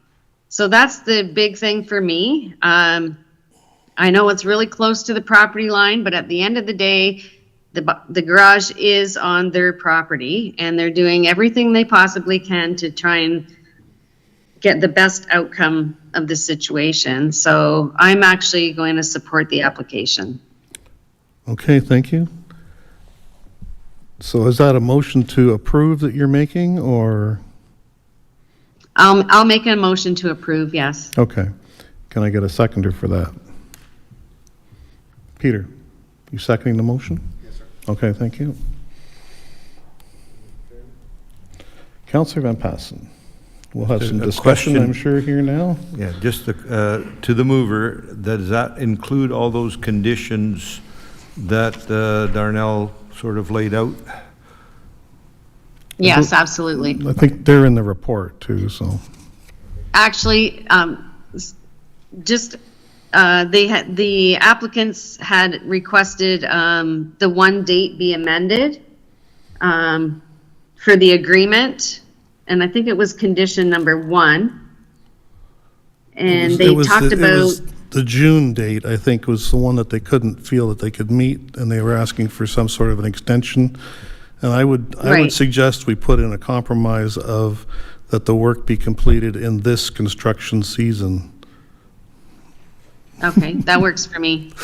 If I could, Mr., I like the wording of all we need from a planning perspective is a letter from EIS that all their conditions have been satisfied. We know what those conditions are, but we don't have to list them specifically in a motion to approve or not approve. All we need is a letter that they've done all of those things. Okay. And whatever those things are, and if they change the date, that's not the problem of this committee, that's the problem of EIS. That's correct, yes, okay. Okay, that works for me too. Is there any? So I'll move it. Go ahead. I'll move it with Councillors Van Passen's suggestion that just the condition is we get a letter from the engineering people that the conditions have been met. Okay.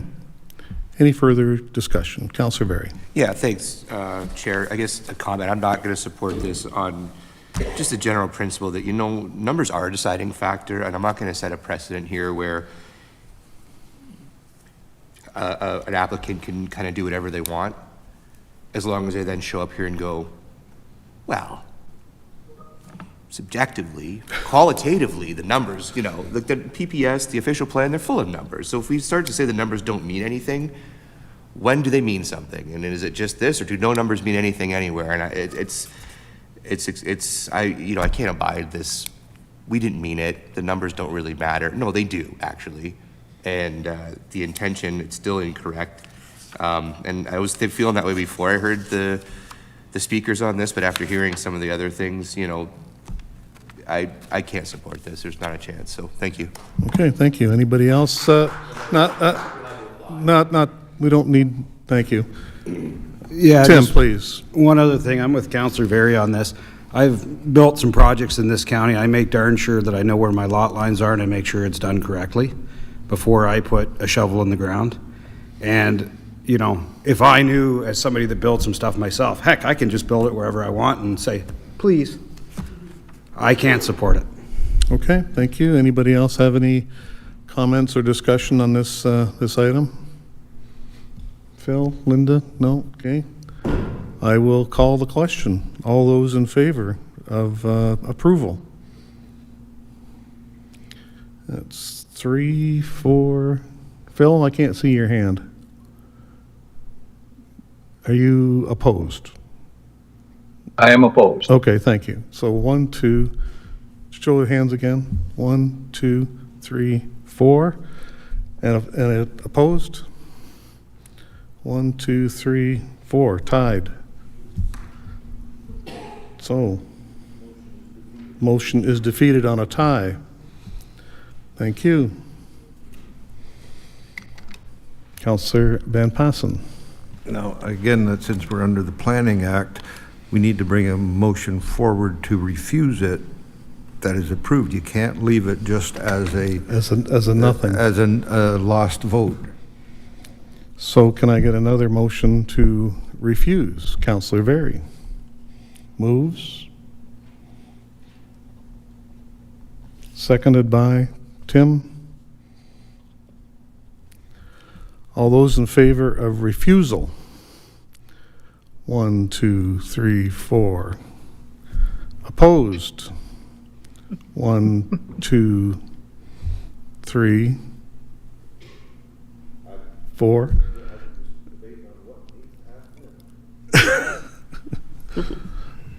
That motion also loses on a. Are you opposed, Councillor Van Passen, or you haven't really given us a vote?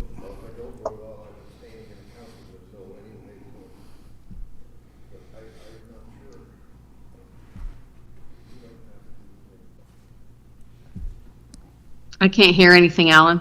You have to turn your mic on, Councillor Van Passen. Yeah, but the same counts as a negative vote, so it'd still be tied.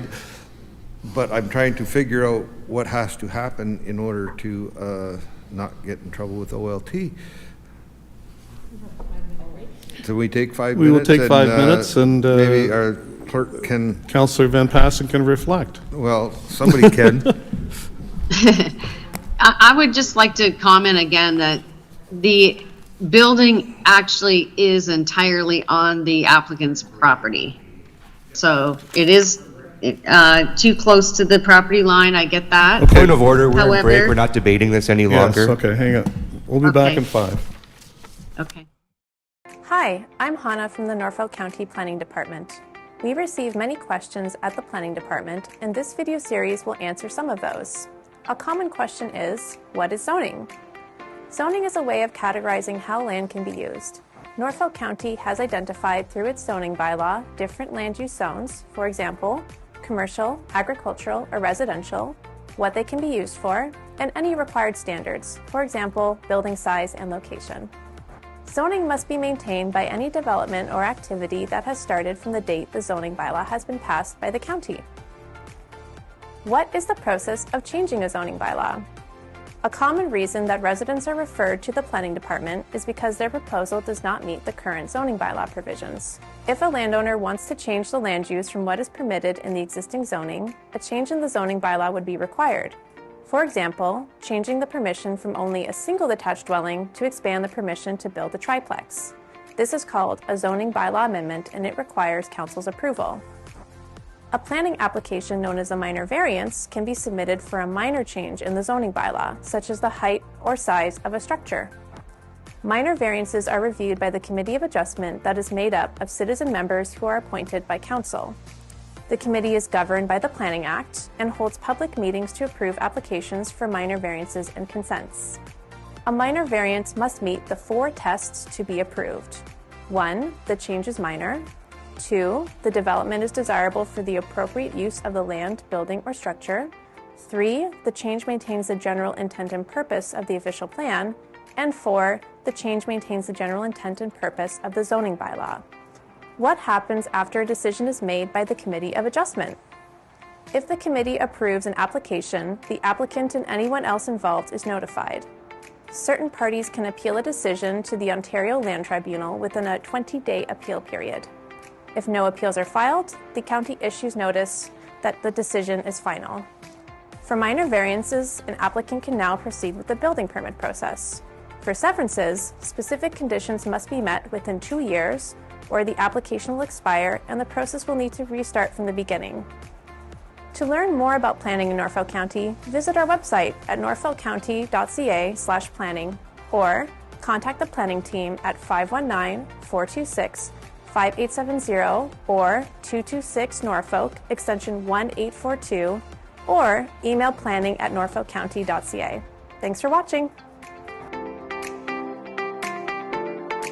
Hi, I am Mohammed from Norfolk County Planning Department. We've got a lot of questions here, and this video series will answer some of those. What is a severance? Severance is a planning process to separate a piece of land from an existing lot, generally for the purpose of a new development within a new lot. There are 3 different common types of severances we receive in Norfolk County. The first one is when a piece of land is separated to create a new parcel of vacant land. For example, a landowner may have a large lot and wish to separate a piece of land from the original lot with the intention to sell the lot to a new owner. In that case, both lots need to comply with existing zoning requirements such as setbacks of any existing or new buildings from the property lines. The second one is a surplus farm dwelling severance. It happens when a landowner purchases additional farmlands and a residence on one of the properties is no longer required for their farming operation. In this case, the owner can sever the piece of land that contains the redundant residential dwelling. And the third kind of severance can be a boundary adjustment between 2 adjacent properties, where one property owner agrees to transfer a piece of their land to the other owner. There are various reasons we received a boundary adjustment severance, such as to allow additional lands, to accommodate a building construction, or to construct an extended septic system, or to resolve the setback deficiency of an existing lot. To learn more about planning in Norfolk County, visit our website at norfolkcounty.ca/planning or contact planning team at 519-426-5870 or 226 Norfolk, extension 1842, or email planning@norfolkcounty.ca. Thanks for watching. Hi, I am Mohammed from Norfolk County Planning Department. We've got a lot of questions here, and this video series will answer some of those. What is a subdivision? If a landowner would like to divide their property into 3 pieces of land, they can submit a severance application that we explained earlier. Whereas a subdivision application is required when a landowner has a piece of land large enough to divide into more than 3 or 4 individual lots to build new houses or other kind of developments. The subdivision process generally requires a more in-depth review with a longer processing time to ensure that the development meets county's development standards. What is a condominium? A condominium, often known as a condo, is an ownership model where the building or group of buildings is divided into multiple units that are surrounded by common areas for circulation, servicing, or amenities such as parks and open spaces. The common areas are jointly owned and managed by the owners of the units. Residential condominiums are frequently constructed as apartment buildings and townhouses with private roads. Many shopping malls are also commercial condominiums in which the individual retail and office spaces are owned by businesses that occupy them, while the common areas of the mall are collectively owned by these business entities. A condominium corporation is often made up of condo unit owners who manage and operate the condominium complex. What is the difference between a subdivision and a condominium? One of the main differences between a subdivision and a condominium development is who is responsible for providing services such as water, wastewater, and road maintenance after the construction and occupancy of the dwellings or units. In a subdivision, the county takes responsibility for providing these services to individual lots. On the other hand, in a condominium, the county is only responsible to providing services up to the entry point of the development. The condominium is responsible for distributing services and the maintenance to the individual units. How are subdivisions and condominiums approved? To get approval for a subdivision or condominium, the landowner must apply for approval of a draft of the plan that shows how many lots are proposed, the lot size, how the lots will be accessed, including any new roads, and how the lots will be serviced for water and wastewater or other utilities. The planning team will provide guidelines to the landowner on the standards they need to comply with. Examples include road design, tree plantation, fencing requirements, and maintaining a buffer from any existing industrial or commercial sites, etc. Generally, the subdivision applications go to council for a decision, whereas most of the condominium applications are currently approved by the county staff under delegated authority. How are residents informed about a new subdivision? When a draft plan of a subdivision is approved, the neighbors receive an approval notice of the application. The neighbors have 20 days to appeal against the approval or refusal of the draft plan. Once the appeal period has expired, there is still a lot of work that needs to be done by the developer before beginning the construction. An approved draft plan of subdivision does not constitute a legal lot. It is merely a draft plan. Norfolk County must ensure that all lots are appropriately designed and serviceable through a subdivision agreement, and only then can the lots be registered and the owner can apply for a building permit. To learn more about planning in Norfolk County, visit our website at norfolkcounty.ca/planning or contact planning team at 519-426-5870 or 226 Norfolk, extension 1842, or email planning@norfolkcounty.ca. Thanks for watching. Hi, I am Mohammed from Norfolk County Planning Department. We get a lot of questions here, and this video series will answer some of those. What is site plan control? Site plan control is a tool that planners use to evaluate a proposed development to ensure the site features and elements such as walkways, parking areas, and landscapings, and many other technical features meet specific standards. For example, standards may include engineering design, sustainability, and universal accessibility for barrier-free access to the building or within the property. What do I do if I have submitted a permit and I have learned my property is under site plan control? If a property is under a site plan control, the first step is to speak with a planner. A planner will need to learn about what is changing about the lands, which may or may not require a site plan application. What is a site plan waiver? Sometimes the nature of a development is so minor that a site plan application is determined to be unnecessary. In this instance, a site plan control will be waived. If you have learned from a planner that it is appropriate to waive a site plan control, you can submit an application form with any required documents to the planning department to receive a site plan waiver. Do all lands require site plan control? Not all lands require site plan control. For example, single detached dwellings, semi-detached dwellings, and townhouses that are serviced and accessed from a public road.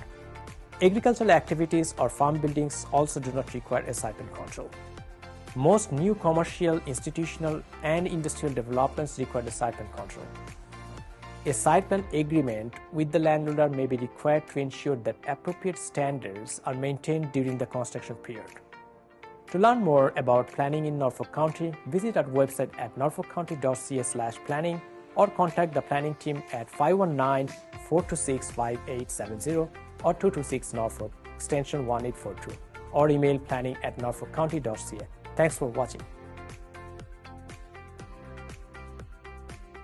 Hey Norfolk County! Whether you're a longtime resident, new to the area, or simply visiting, do you know about the many services provided by Norfolk County?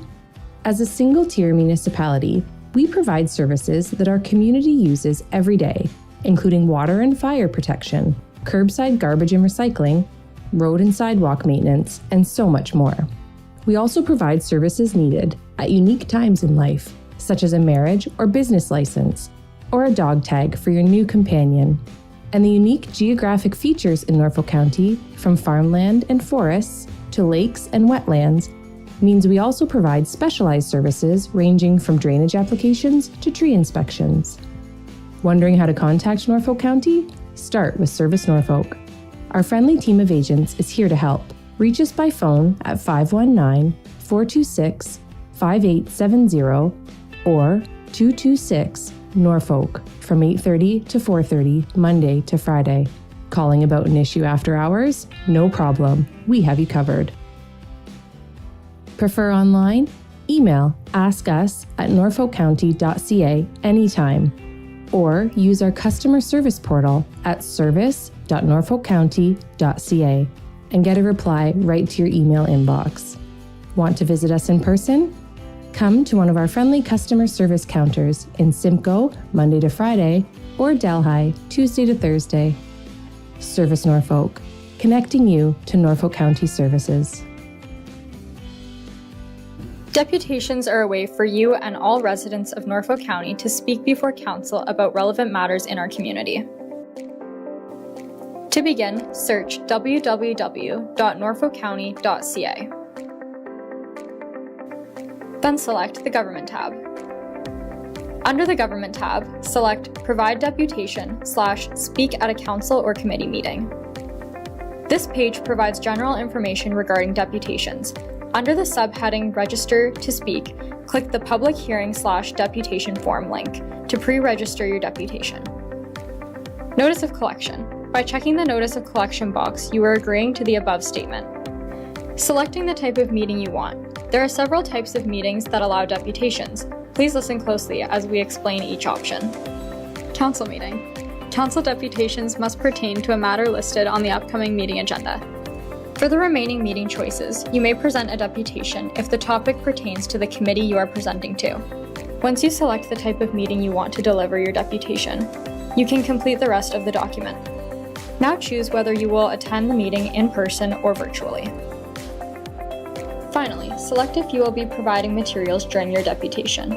If you have materials for distribution during the council meeting, please bring 15 hard copies for council and staff. Now click Next to move to Step 2. In Step 2, please fill out your personal information. Once your personal information is completed, click Next. Lastly, review your information and select Next to submit your form.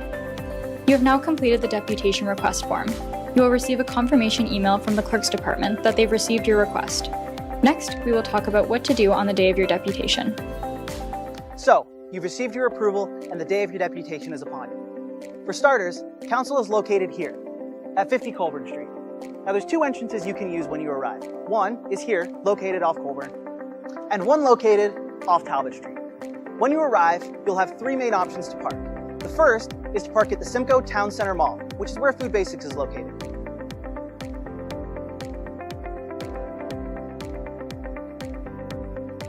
Your second option is 2-hour street parking on Court Street. And your third option is 2-hour street parking on Lott Street. If you can't find any parking at any of those three options, don't worry. Downtown Simcoe has plenty of street parking in all of the surrounding areas. If you enter through the Colburn Street doors, you'll have to make your way through the building to get to council chambers. But don't worry, if you require any assistance, you can feel free to ask Service Norfolk at the front desk. Make your way along this path and you'll end up in the main lobby. To your left, there'll be an elevator. You can either ring the bell or go ask the people at the front desk for assistance. If you don't need to use the elevator, you can head on up the green staircase and go up to council chambers. If you enter through the Talbot Street doors, the elevator will be immediately in front of you, or the green staircase will be ready for you to go up and deliver your presentation. Once you reach the top of the stairs, you'll have made it to council chambers.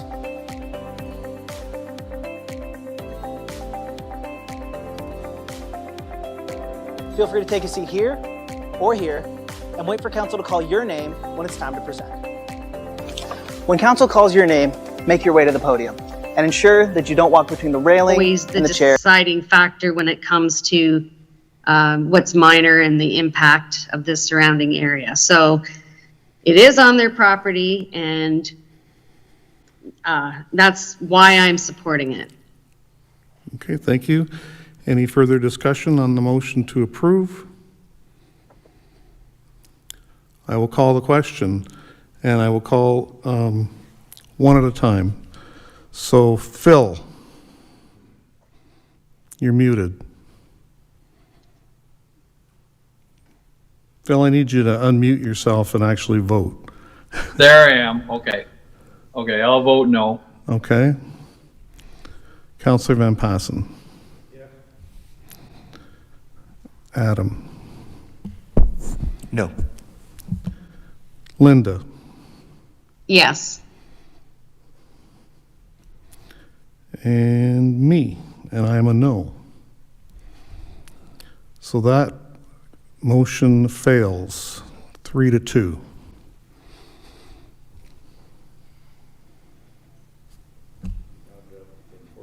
So I'll move refusal. Okay, so now we're at a motion to refuse. This page is getting messy. And a mover and a seconder to refuse. I'll second. Thank you, Phil. Discussion. Okay, all those in favor of refusal? Phil? That's a yes, okay. Linda? Yep. No. Councillor Berry? Yes. Councillor Van Passen? No. Myself is yes. That motion carries on a refusal.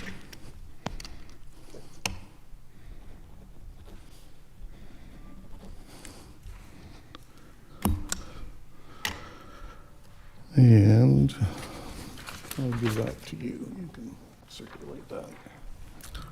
Okay. Next up,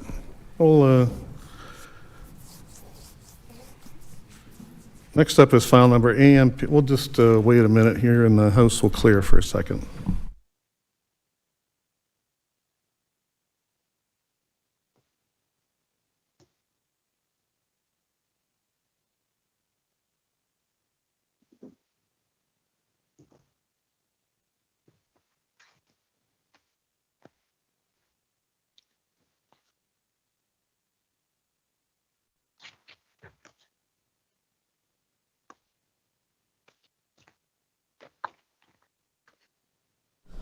Okay, next up is file number ANPL 2024449 for the Grand Erie District School Board, and the planner can give the report, please.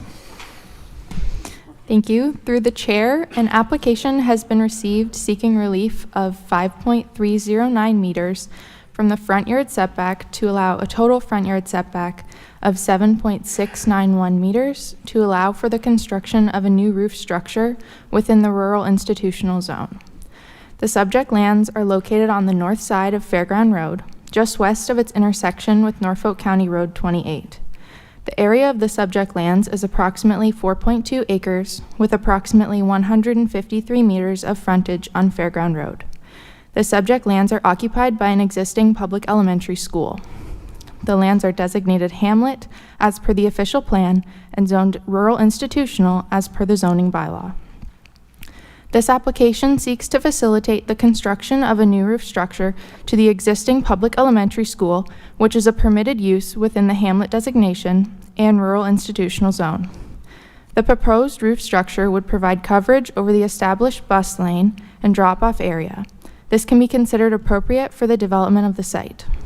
Planning staff have evaluated the application, which shows that the proposed relief meets the 4 tests of a minor variance. Planning staff consider the subject application to be minor within the context of the site and consistent with the policies of the provincial planning statement, the official plan, and the zoning bylaw. Staff support this application and recommend that it be approved. Thank you. Okay, thank you. Any questions of the planner from the committee? Is there an applicant or agent? Mr. Darbyson, please.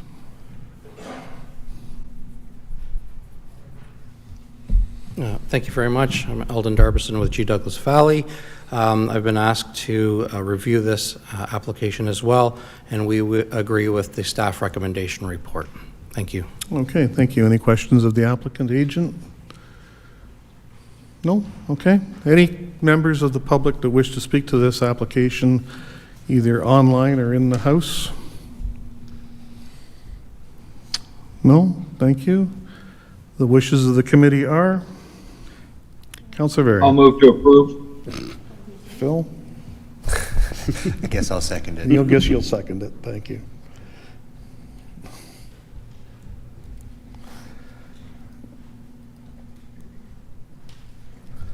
So file number ANPL 2024449, the name of the Grand Erie District School Board.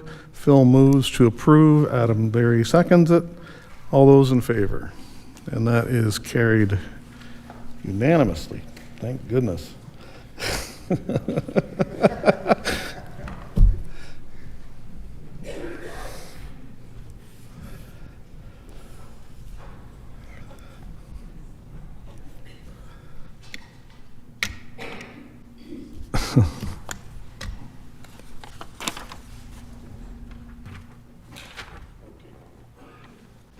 Okay. Next up, file number ANPL 2025010, Teresa Livingston, and the planner can give the report, please. Thank you. Through the chair, an application has been received seeking relief of 14.05% in lot coverage to allow a lot coverage of 29.05, 5.1 meters in front yard setback to allow a front yard setback of 0.9 meters, and 0.95 meters in interior side yard setback to allow a side yard setback of 0.25 meters in the RR zone. The subject lands are located on the east side of Ordnance Avenue, south of its intersection with Cedar Drive. The property is approximately 616.7 square meters with approximately 30 meters of frontage on Ordnance Avenue. The subject lands are occupied by an existing cottage. At this time, there's a portion of the property on the subject application that is proposed to be purchased by the applicant that is still owned by Norfolk County and is part of an open traveled road allowance. The property that is currently owned by the applicant is designated and zoned resort residential. The subject application seeks to construct an attached garage. While this would generally be permitted use on the site, the proposed location of the garage would be on what is currently county-owned lands and over the existing property line. The requested reliefs are for a total lot coverage, front yard setback, and interior side yard setback. However, the proposed garage would be located in part within the portion of the open traveled road allowance that is still under ownership of Norfolk County. No sale of land has been approved, nor any easement agreement reached. The application did not contain any authorization from the county for any development on its land, and the county was not given any notice.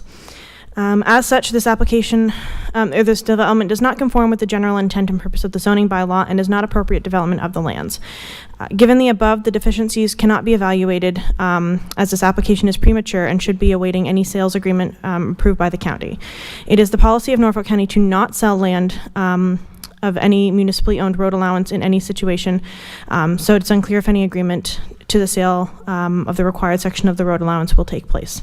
Staff cannot support this premature application and strongly recommend its refusal. Thank you. Okay, thank you. Any questions of the committee to the planning staff?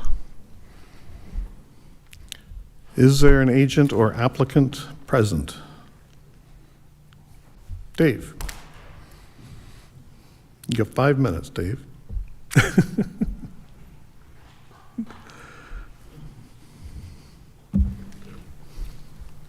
Is that good? Sherry, if you don't mind, could you put the site plan on?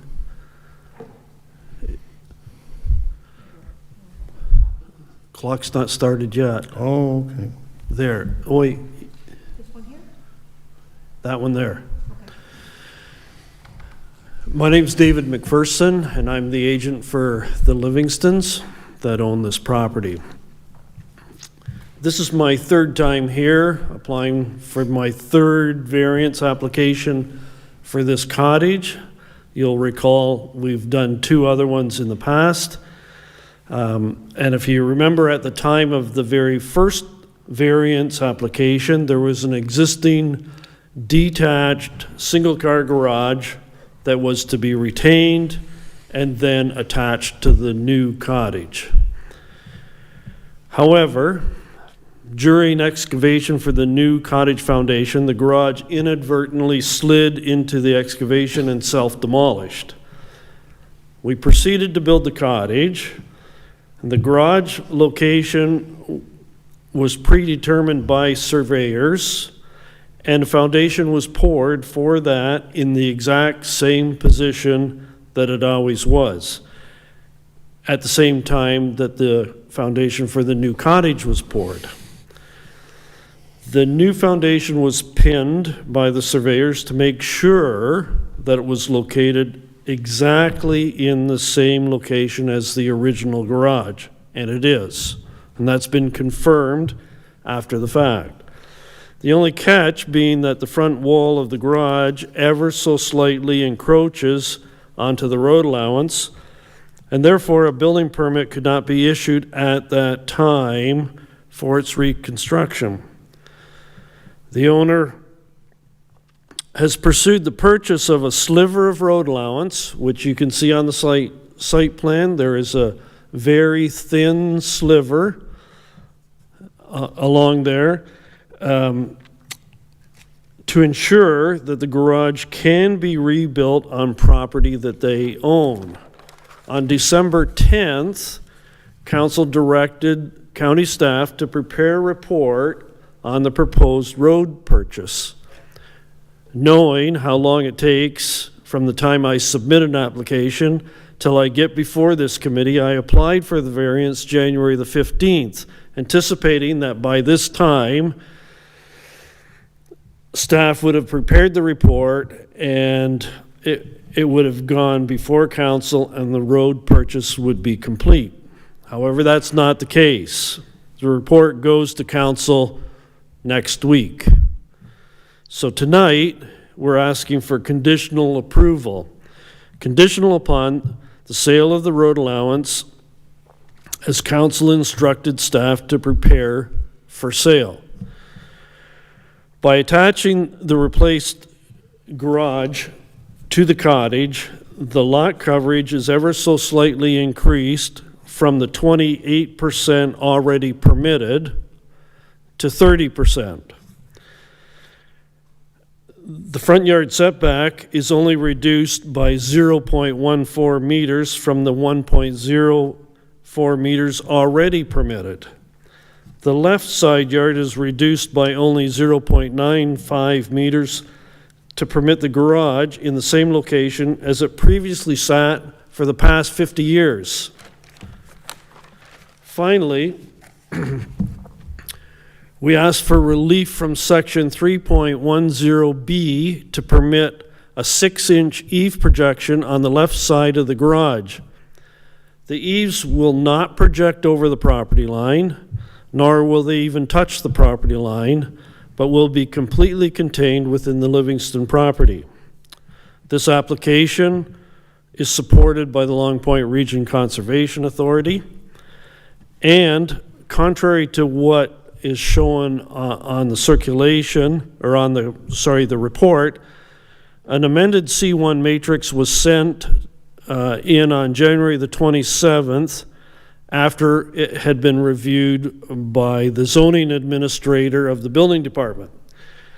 So the reliefs shown here are ever so slightly incorrect, and I can give you those correct measurements, but this new garage will be pinned on site, or has been pinned on site by Jewett and Dixon to be in the exact same location as the garage that collapsed.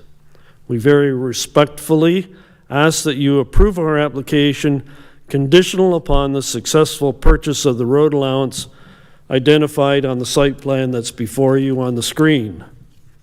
Thank you. Thank you. Right on time. Questions of the committee to the applicant agent? Councilor Van Passen. Thank you, Mr. Chairman. What would happen if this committee approved the application tonight with a 0 front yard setback? And if you're unsuccessful in purchasing the piece of property from the county, you're just going to have to take about a 16-inch angle on that one little corner and come up to the existing property line. And if you are successful, you can build it with a square corner. But at least it would be done, because as much as I like Mr. and Mrs. Livingston, I don't want to meet them here every month. Well, you've only had to meet them on 3 occasions. No, I was actually here a few times just as a spectator when they were here, like 3 years Okay. ago when they started this whole process. Is that, and the same with the lot coverage, if we just granted you right now 30% lot coverage. Well, 30% on is the what I've asked for. Yeah, on the existing lot, rather than 29, which you'd need to buy the extra piece to do it. Because I don't think there's any rule, if we grant 30% approval, you can be under that, you just can't be over that. Correct. Yeah, so That's correct. we could And deal with it that way. and I did ask for 30%, but it shows up differently on the report. I can't answer why. And one of the conditions I asked for didn't show up at all, and that was on the relief for the eaves. But we can certainly live with a 0 front yard setback. But I would still like the condition in there that if we're successful with the road purchase, we can build a square garage as opposed to a triangular garage. Well, that would, no, but that would be automatic, because if you had a 0-meter setback and you move the property line, the setbacks moves with, from that new property and not the old one, right? That's correct. So you don't need the So conditional we of could the build other it one. bigger then, is what You you're- could build it bigger out. Okay. But only on that one corner, right? Okay. any Okay, other- we can live with that. Okay, we'll take that under consideration. Any other questions to the applicant, agent? Counselor Van Passen? Well, I'm going to have to throw that same question to our staff. Okay. Making the adjustment from 5.1 meters to 6 meters, is that enough of a change that we can do that? Or would that be such a big change that they'd have to recirculate it? Because I don't want to get in trouble and I don't want to see them again. yeah. But, is that just a minor little adjustment made Okay, we today? will ask our planning staff to comment on that, Kendall. Through the chair, any increases in deficiency would require public notice. So if you wanted to do that, we would have to recirculate. Okay, thank you. Dave? I don't believe that's correct, because right now, the 6-meter setback has been replaced by a 1.04 meter front yard setback, and that was approved by a previous variance. So when a variance is approved, the zoning conditions applicable to that lot follow the variance, not the zoning bylaw. So right now, the front yard setback is 1.04. So all I have asked for was an additional wee bit of setback for the corner of the garage. Okay. Okay? Andrew? I guess there's a couple of things. Firstly, Committee of Adjustment can, make changes if it reduces the deficiencies. So if we were asking for 0.5 meters and we're going to give them 1 meter of deficiency, so it's less than what was advertised, that's fine. That can go through. It's when you increase the deficiency that then you need to actually go through the public process. In terms of having other minor variances, the bylaws still stand. The minor variance is allowable in that situation at that time. So if you're calculating something, it's where the lot line is now, not what's been previously approved, what it is now, and what the deficiency is going to be. So whether it's 1.5 that was approved in a previous minor variance is irrelevant, apart from a consideration that that was considered an acceptable deficiency. That's as much as it counts. You start from scratch with every minor variance from the property lines. So I'm suggesting that's your opinion, and it's incorrect. Okay, well, we won't do a back and forth. Is there any other questions of the committee to the applicant, the agent? Hearing none, we'll open it up to the public. Is there anyone present that wishes to speak to this application? Anyone online that wishes to speak to this application? We have a recommendation for refusal. What are the wishes of the committee?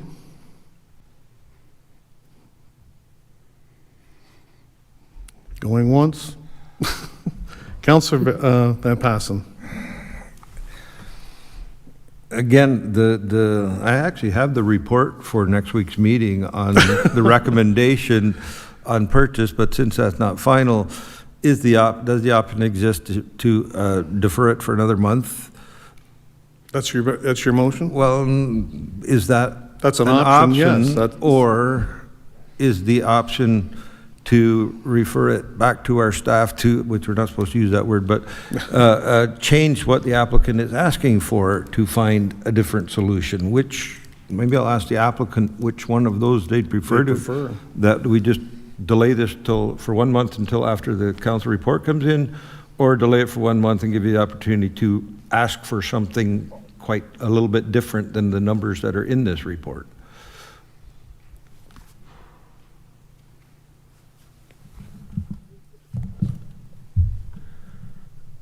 I can go for a deferral for 1 month. However, I have submitted the correct numbers, but somehow they didn't get here. Nobody from the staff ever contacted me, and that bothers me hugely. Nobody contacted me to say, hey, Dave, what you submitted is different than what our report is. I just don't think that's right. Okay. And it's not acceptable. Okay.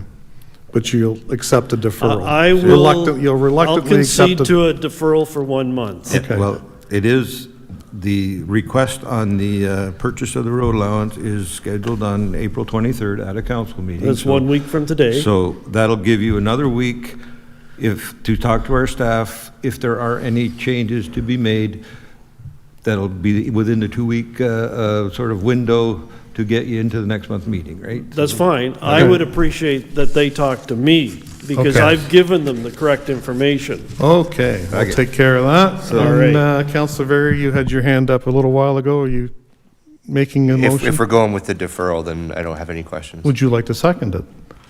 Oh, did you move it already? Yeah. Oh, sure, yeah. Okay.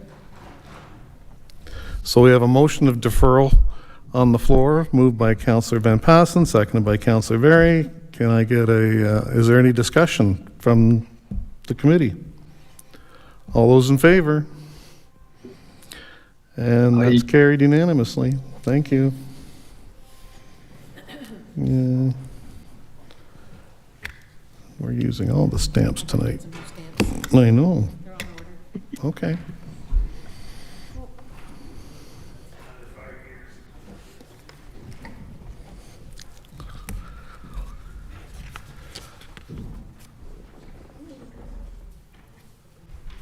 Okay, next up, file number AMPL 2025049, John Jacobs and Sandra McKenzie. The planner can give the report, please. Yes, thank you. Through the chair, an application has been received for relief of 6.11 meters from the required 12.2 meter left.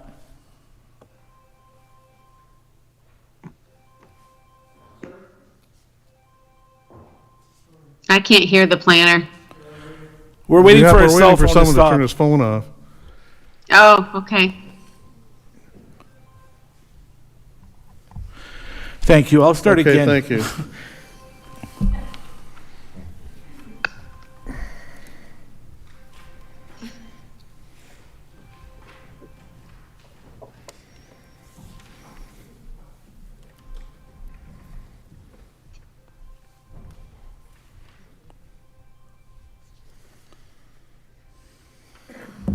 Okay, try again. Thank you. Through the chair, an application has been received to seek relief of 6.11 meters from the required 12.2 meter south side yard setback to permit a side yard setback of 6.09 meters for a single detached dwelling in the agricultural zone. In 2010, in order to build this existing house, the owners were granted a zoning bylaw amendment, 30Z 2010, to provide for a south yard setback of 12.2 meters. The amendment was later incorporated as special provision 14.250 into the Norfolk County Bylaw 1Z 2014.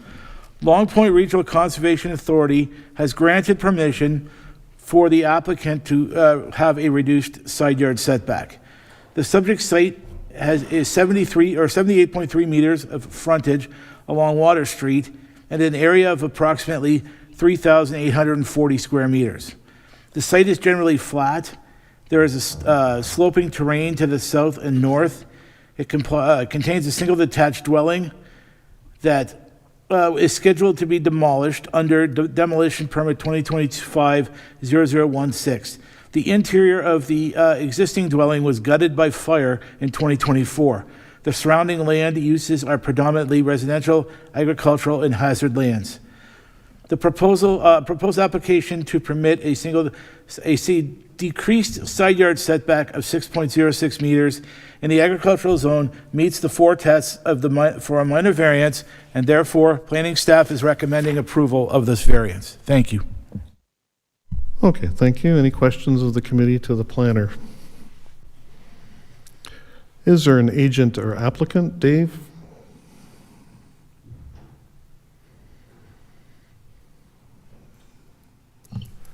My name's Dave McPherson. I'm the agent for the applicant, and I support the recommendation of the planner. I'm here to answer any questions you may have. Okay, thank you. Any questions of the agent? No? Okay. Is there anyone present or online that wishes to speak to this application? Seeing none, the wishes of the committee, we have a recommendation for approval. Tim? And a seconder, please. Joe. File number AMPL 2025049, name of John Jacobs and Sandra McKenzie. We have a motion to approve. The application for minor variance meets the four tests of the minor variance under Section 45(1) of the Planning Act. No public input was received and therefore has not been considered as part of this application. All those in favor? And that's carried.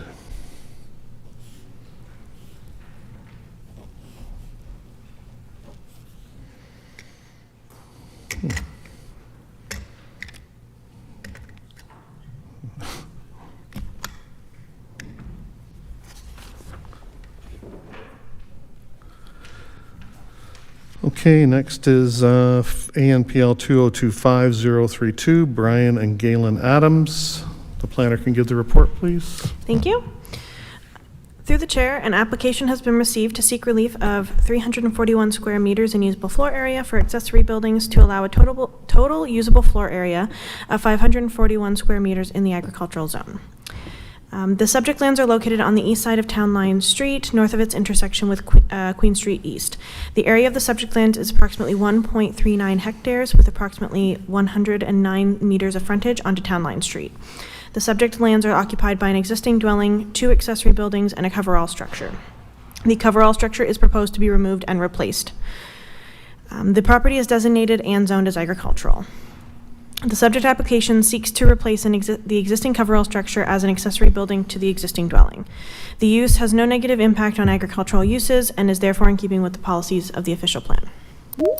The required relief of 341 square meters is due to the size of the existing accessory structure on the property.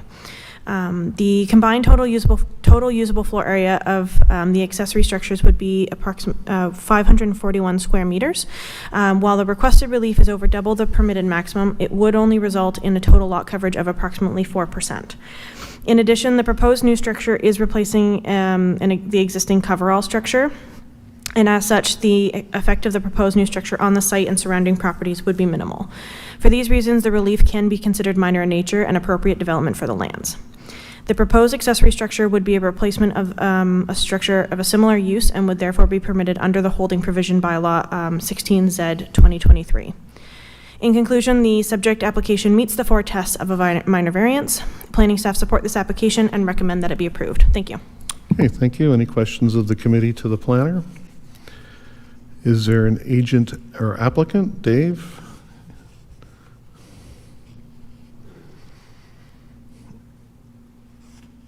It's the third time you've heard me say it. My name's Dave McPherson. I'm the agent for the applicant, and I support the recommendation of the planner. I'm here to answer any questions you may have. Thank you very much. Any questions of the committee to the applicant, agent, Dave? Is there anyone present that wishes to speak to this application, either online or in the House? Being none, we have a recommendation to approve. Tim? And a seconder, please. Adam? File number AMPL 2025032, Brian and Galen Adams. This application for minor variance meets the 4 tests of the minor variance under Section 45(1) of the Planning Act. No public input was received and therefore has not been considered as part of this application. All those in favor? And that's carried unanimously. Thank you.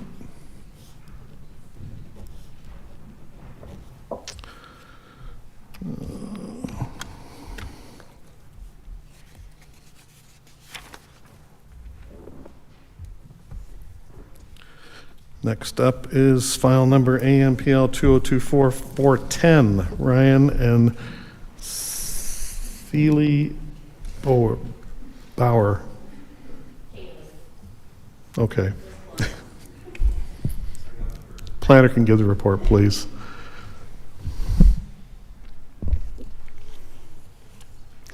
Thank you. Through the chair. An application has been received seeking relief of 154.6 meters of separation between the dwelling constructed in 2023 and the dwelling constructed in 1958, proposed as an additional residential dwelling unit, to allow a total separation of 194.6 meters and an increased usable floor area of 25.3 square meters for the dwelling constructed in 1958. Proposed as the ADU. So the subject property is located in the agricultural zone. It is designated also agricultural in the county's official plan. The property includes 2 existing residential dwellings, a garage building, and a shed. The first residential dwelling was constructed in 1958, and the second residential dwelling was constructed in 2023. A building permit was issued in December 2022 for the construction of the second dwelling unit, with prior declaration from the applicant dated from October 2022, confirming that the existing single detached family dwelling constructed in 1958 will be removed within 8 weeks of the date of obtaining an occupancy permit. The occupancy permit was issued on January 2024. Accordingly, the dwelling constructed should have been removed in March 2024, which was not fulfilled. The applicant is therefore in breach of the declaration terms. The official plan defines additional residential dwelling unit as a self-contained residential dwelling unit supplemental to the primary residential dwelling unit of the property. Development of an additional residential dwelling unit shall be subject to criteria specified in the official plan that fail to be met for the first dwelling proposed as an ADU, being that the unit is ancillary to the primary permitted single detached dwelling and is located within an existing primary residential building or within an accessory building or structure. And another criteria states that the primary use shall be established on the site prior to the development of an accessory dwelling unit. The entirety of the detached additional residential dwelling unit is also to be located within a maximum of 40 meters from the primary dwelling. The existing development fails to comply with the zoning bylaw provisions that allow for an additional residential dwelling unit, and the official plan. We note for the record that the County Council adopted bylaw number 25Z/2022, enacted on this September 2022, pertaining to updated provisions for additional residential dwelling units. The bylaw was not provided to the applicant and was not made public on the county's website. Planning staff notes that the bylaw amendments do not affect the assessment made with respect to the conformity of the official plan and compliance to the zoning bylaw, the county zoning bylaw. We also note that the bylaw is being currently reviewed to include the updated amendments. To conclude, planning staff recommends refusal of the application as the application is in breach of the signed declaration to remove the first dwelling constructed in 1958, which could not be considered as an additional residential dwelling unit. At the time of writing the report, no public comments were provided. Since that date, we note that 3 comments were provided by the public and they were made available to the committee members. It is recommended that the applicant reaches to the county's legal services to settle the terms of the declaration. And should the applicant decide to maintain the existing development, official plan amendment, and zoning bylaw amendment applications are required as they were previously informed. Thank you. Okay, thank you. Any questions of the committee to the planner? Yes, Councillor Van Passen. A question to the planner. You mentioned about how the county had changed the bylaw in September of 2022. Are you aware that up until that time, you could, if you had an existing dwelling of 1,000 square feet, you could build a new one at 2,250 square feet, which then became the primary, and the existing one, as long as it was 45% of the new primary, it could stay there as an accessory dwelling unit. And yeah, that was. Now, because I asked that because I know a house doesn't just magically appear. So during the time frame that the owners were considering building the new house, that would have been the rules of the day. And you've already identified that council didn't do a very good job of getting those changes out there. So if they're under the impression of one thing and then after the fact. So were you aware of that? That we did allow that for a couple of years? Thank you. Through the chair. To Councillor Van Passen. So the first thing to consider in an assessment of such an application is the engagement that was signed by the applicant and the declaration terms. So they are definitely in breach of those terms. And that's something they should definitely settle with the legal services before even proceeding with the planning application. So that's something to consider. The other thing is that when a planner takes on a file to make a planning recommendation, they should provide a professional opinion with respect to the official plan policies and zoning bylaw provisions, regardless of what was previously approved by the county, because they could have been advised differently by a planner that had different opinion, but each planner is accountable for their own professional opinions. So in my reading of the official plan, as it currently written, it states that the main dwelling needs to be established first, and then they can apply for an ADU. That's not the case. What we have today is 2 main dwellings on 1 lot, which is not permitted, neither in the official plan, neither in the zoning bylaw, and that requires different applications. Okay, thank you. Councillor Van Passen? Can I follow through? Yes. I agree with everything you said, but there's a bit more weird history in Norfolk County. We always got weird history, right? That last point you made, there is the option of an official plan amendment to ask for 2 dwellings on a property. And, is that a legitimate recommendation? Like, you're saying this is not a minor variance because it's not minor in nature. And even if they applied under the old rules, it's still too far away. They would have had to apply to get a zoning amendment to do it that other way in the previous rules, because this is where I'm stuck in my head. Was there some sort of malicious, devious intent back in the spring of 2022 to build a new house and scam our way into getting an ADU out of it? Or have circumstances changed, society has changed, the demographics changed? It'd be a terrible shame to tear down a perfectly good rental house when the rental rates in Norfolk County are 0.4%. So there's a recommendation for refusal of this, but under that recommendation, is there an opportunity for the applicants to go back and reapply for an official plan amendment and zoning amendment to get 2 dwellings on the farm and keep it that way? Even though they signed that agreement to tear it down, but again, maybe that was under duress of, well, we're gonna do it this way, and then by the time we change the rules in between, and now the building department can't issue the way it was before, right? So is that an option to reapply? Thank you. Through the chair. So there's definitely an option to reapply. Whether planning is going to support it or not, I think that's the question. That's a decision that calls for different assessment, different analysis that will be made when they apply or when they simply inquire what is the process for an official plan amendment and what's required. The report here, it assesses different purpose. It assesses the minor variance and recommends a refusal for the minor variance. Decision on official plan amendment and zoning by law can be addressed with the applicant and planning staff under different circumstances, but not as part of this application. Okay, thank you. Anybody else with questions to the planner?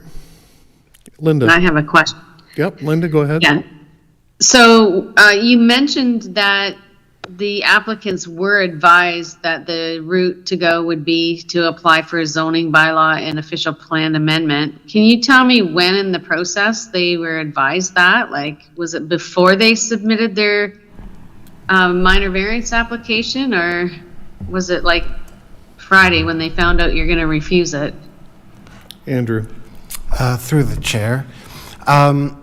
It was months and months ago that they were told in at least one meeting, I think it was possibly in 2 different meetings, with myself and Kendall, that they required an OPA ZBA to approve what they want to approve, and that the minor variance application was not the correct route. And so, yes, they certainly knew well before the process. Okay, thank you. Thank you. Anybody else? Questions of the planning staff? Okay, I will ask if there's an agent or applicant present.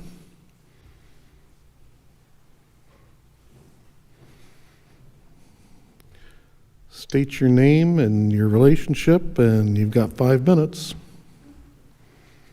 Red button on a button on the right. Good evening. My name is Shannon Mackay. I am a registered professional planner with Landwise, and I'm the agent on the file representing the owners. I do have a presentation, but I think I'm just going to speak to the matter instead of trying to make that work. I wanted to thank you for your attention this evening. The purpose of the application that you've heard today from staff is to recognize the dwelling constructed in 1958 as a detached additional residential dwelling unit, accessory to a primary dwelling being the newly constructed building on the property. Zoning bylaw number 1Z 2014 does not define the term primary dwelling. As a result, I will rely on the common definition and the terms that are used commonly throughout the government of Canada with regard to tax purposes. A dwelling that is occupied on a full-time basis by the owner and is more substantial in form and function is typically considered a primary dwelling. The owners of 885 and 8895 Cockshut Road occupy the newly constructed residence on a full-time basis. Therefore, any other building on the lot would be considered accessory and ancillary to the primary dwelling. There cannot be 2 primary dwellings on a property. Our application does not seek to allow 2 primary dwellings. The application is to recognize the secondary dwelling as a detached additional residential dwelling unit, and in order to do so, consider the variances that are before you today. The accessory dwelling existed prior to the primary dwelling as a result of the construction period. You've heard today that there was an agreement to have the existing building demolished as a result of the new construction. It was during the period of construction that the owners decided to pursue trying to occupy the existing dwelling after construction for the purposes of an additional dwelling unit. And in, August 2023 submitted a minor variance application to do just that.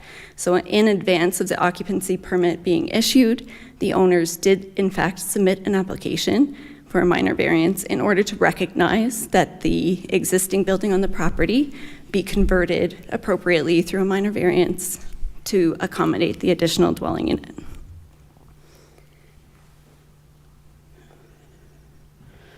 So the variance is before you today for the maximum usable size of 100.35 square meters, where a maximum of 75 square meters is permitted, and a separation of 194.6 meters from the primary dwelling, whereas 40 is permitted, reflects the existing location and form of the previously existing building. The PPS 2024 establishes criteria for additional dwelling units in prime agricultural areas and requires that the ADRU be within or connected to or in close proximity with the primary dwelling. The county's official plan implements this policy by establishing a maximum of 40 meters from the primary dwelling and authorizes the distance to be changed either through a minor variance application or a zoning bylaw amendment. This policy is in fact reflected in the county's zoning bylaw as well. The intent of the regulation and the policy is to minimize the impact of the additional dwelling unit on the site, to consolidate servicing and infrastructure needs. 1 minute. Reduce impacts on usable agricultural lands, and to maintain the ADRU as a secondary subordinate use.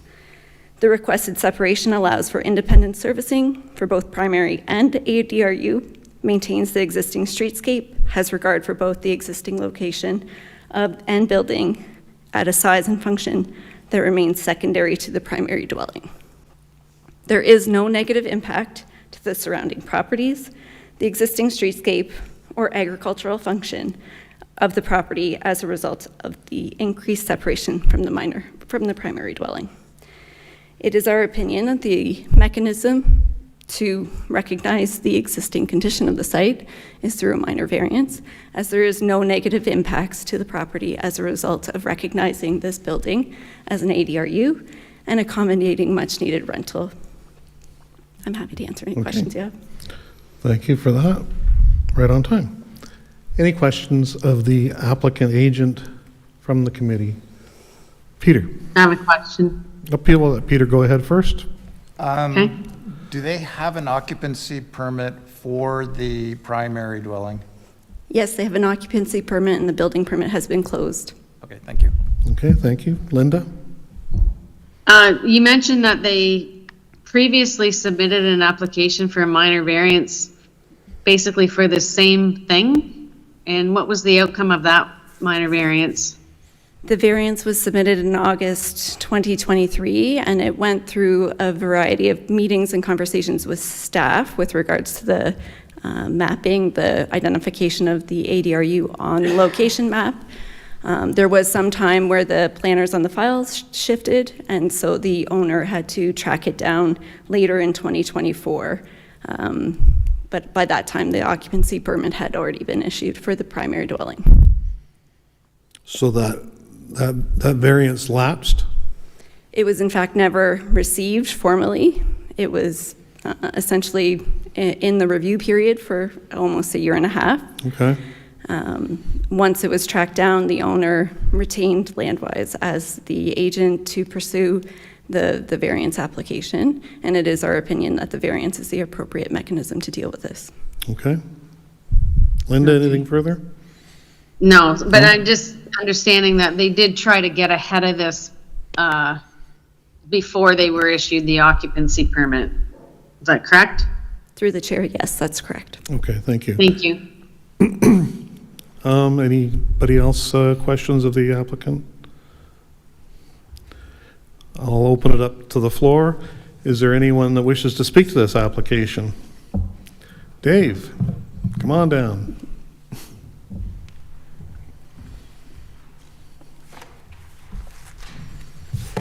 For the fourth time, my name's Dave McPherson.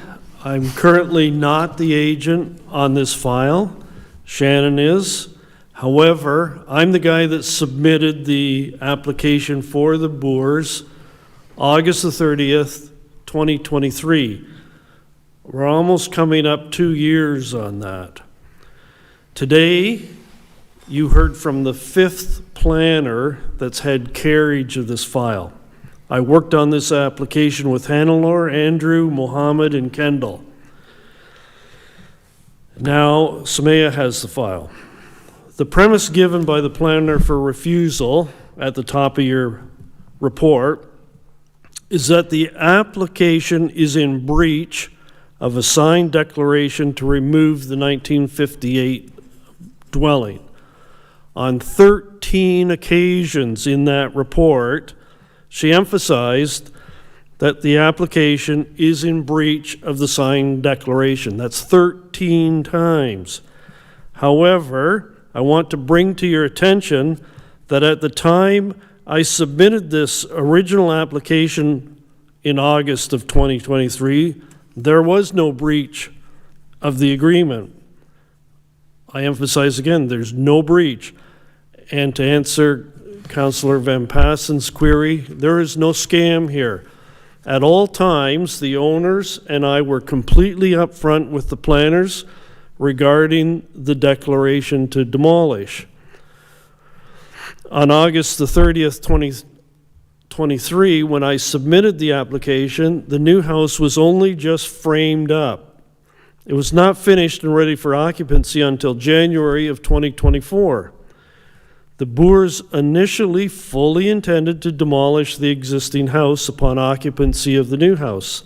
However, during construction, a number of people stopped at the site inquiring about renting the existing house.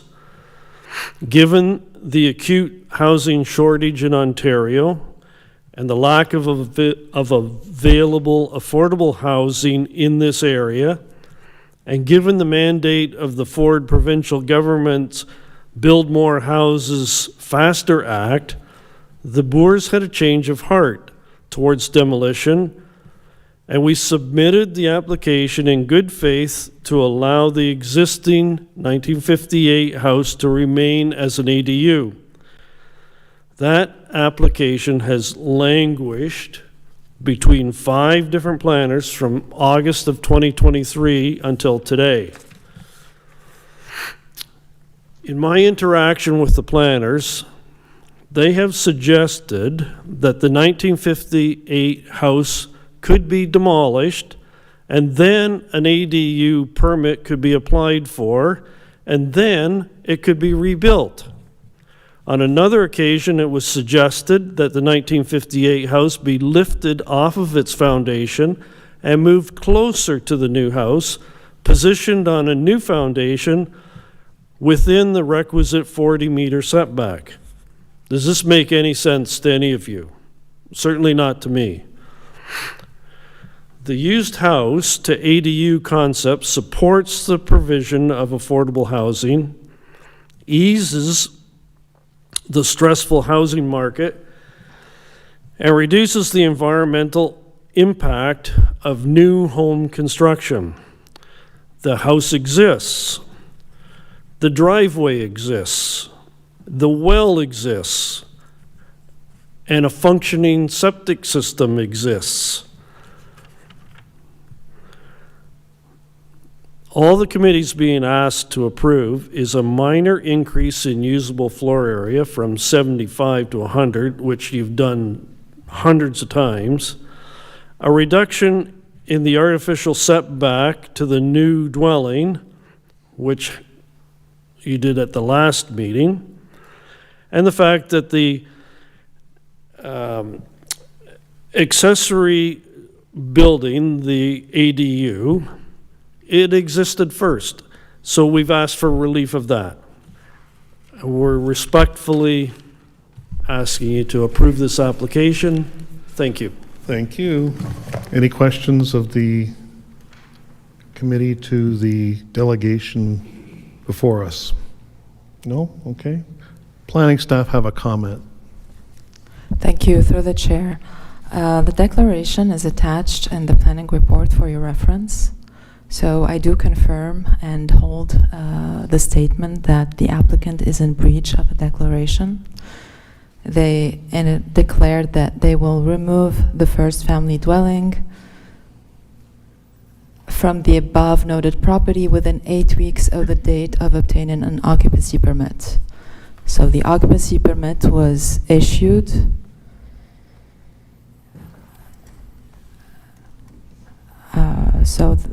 it was issued, and there were no demolitions following the issuance of the building permit. Just another comment about the fact that this is a minor in effect and it should be approved through a minor variance. The planning reports reference policy 533 of the official plan and the criteria that needs to be met for the first residential dwelling constructed in 1958 to be considered an ADU. So they do not conform with policy stating that the unit needs to be ancillary to the primary dwelling. They do not conform with the policy stating that the primary use shall be established on site prior to the development of an accessory residential dwelling. The breach of the declaration makes the application non-conforming with the criteria for compliance with the provisions of all other relevant municipal and provincial standards. Therefore, the application as presented is indeed in breach of the declaration, does not conform with the official plan, and does not comply with the zoning bylaw. Okay, thank you. Any questions from the committee? I'm going to ask if Heather Foster is here. And you asked to speak tonight. If you'd like to, you asked to speak. The floor is yours, Heather. My name is Heather Foster. I did submit Pull the a letter. microphone down in front of you, please. I did submit a letter. Yes, so that's why I. And that was circulated? Yeah. Okay, that's basically exactly what I was going to say. Okay. I'm not sure if our two online members received that. Do you want me to read it? Just, you can sum it up. Basically, myself and my spouse have been waiting almost 2 years to move into this residence. We've done everything possible to ensure this home can be used legally and responsibly. In the meantime, we are currently between homes, navigating temporary living situations while we wait for the chance to move into a stable, long-term place of our own. We both work here in Norfolk County, and we're proud to be a part of this community. Being able to live near our workplaces isn't just about convenience, it's about building a life in a place we contribute to every day. This rental home already exists and has been ready for occupancy for some time. In the midst of a serious housing crisis, we believe using existing housing like this without adding new construction or altering the neighborhood is a reasonable and much-needed solution. We're simply asking for the opportunity to live in a home that's been waiting for us, and to do so in a way that's safe, responsible, and supportive of the county's broader housing goals. Okay, thank you. Any questions from the committee? No? Okay. Andrew. I just wanted to sort of step in because I think we're getting confused between calling what was the original dwelling the ADU automatically. As the policy states, and as Sumaya has summarized, that there needs to be a dwelling on site to establish the use of that land. That is the primary dwelling. That is the 1958 house.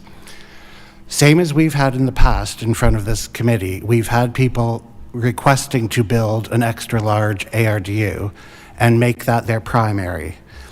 And we have informed them that a minor variance is not the process to do that. You need to go through an official plan amendment and a zoning bylaw amendment. This has been stated multiple times over the last 3 years, and I'm fairly sure I recall an email from Hannah that actually said the same. I can't guarantee that, but I'm fairly sure I did see that. That the advice has been given, this is not the process to do what they want to do.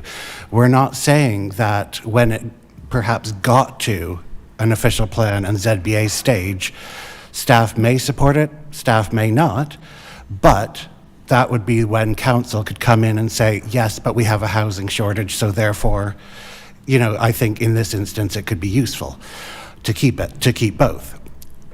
But there is no ADU in this situation. So using the term ADU is misleading. There is no ADU. There are two principal houses, two primary dwellings on this land. And that's what I just want to make sure is completely clear. And that it's not the idea of two dwellings on the land. That's that particular issue. It's the process to recognize that. That's that issue. Okay, thank you. Is there anyone else present that wishes to speak to this application? Yes, sir.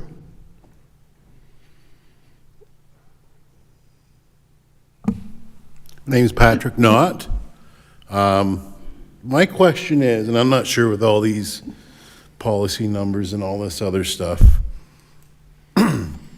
what I'm not understanding is, so you sir say that there's two houses on one piece of property, but as I drive by, if I was a fireman and somebody called in a fire for 895 Cockshut Road, that's where they would go, to the house built in 1958. If somebody called in a fire to 885 Cockshut Road, they would go to the new house. So my confusion is, I get all the you know, the legalities and stuff, but just how can it, you know, it's a perfectly good house. And I think what you're requesting for is for it to be torn down. I mean, I'm in the lumber industry and I would gladly love to sell the Boers more lumber to build another house. However, there's nothing wrong with that house. And all I think we've been asking for the last 2 years is what channels do we have to go through to make that a rental house? I mean, I can clearly see they both have separate addresses. I'm just confused, that's all. Okay. Joe. Maybe staff can clarify that it's not the condition that they're necessarily opposed to, it's the process in which the approval is being offered. I think Is that's that what correct? I think that's what they're saying, yes, that the minor variance is not the way to go. The other options that have already been outlined by the planners are the way to go, which is the zoning bylaw amendment, official plan amendment. Yes, through the and chair. they're nodding in agreement, correct? Yeah, through the chair. The process, the correct process is through official plan amendment and zoning bylaw amendment applications. Okay. Is there anyone else present that wishes to speak? Kaylee, correct? Thank you. My name is Kaylee Boer. I'm one of the owners of 885 or 88895 Cockshut Road. One of the issues all along has been the process for bringing this forward. I fully acknowledge that early on in the process, the issue of a zoning bylaw amendment was brought up. We're of the opinion that it's not the proper process. One of the variances that we're asking for today, the zoning bylaw as it stands now requires that the accessory come after the primary use is established. We have the opposite situation in our circumstance.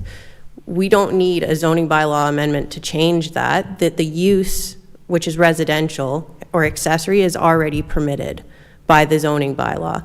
We're asking for a variance that allows us to make the original home the accessory after the primary home. So that's one of the 4 variances that we're seeking today, and it's minor in nature is what our argument is. A zoning bylaw amendment would be so that we'd have 2 primary residences on an agricultural property, which would be contrary to the idea that people don't want to sever agricultural property and have a resident on each of the separate lots. So the zoning bylaw amendment, from our perspective, although that has, I acknowledge, been referenced from the beginning of the process, is, in our opinion, not the proper process. And like, to be quite frank with you, it has been an absolute disaster to get to this point today.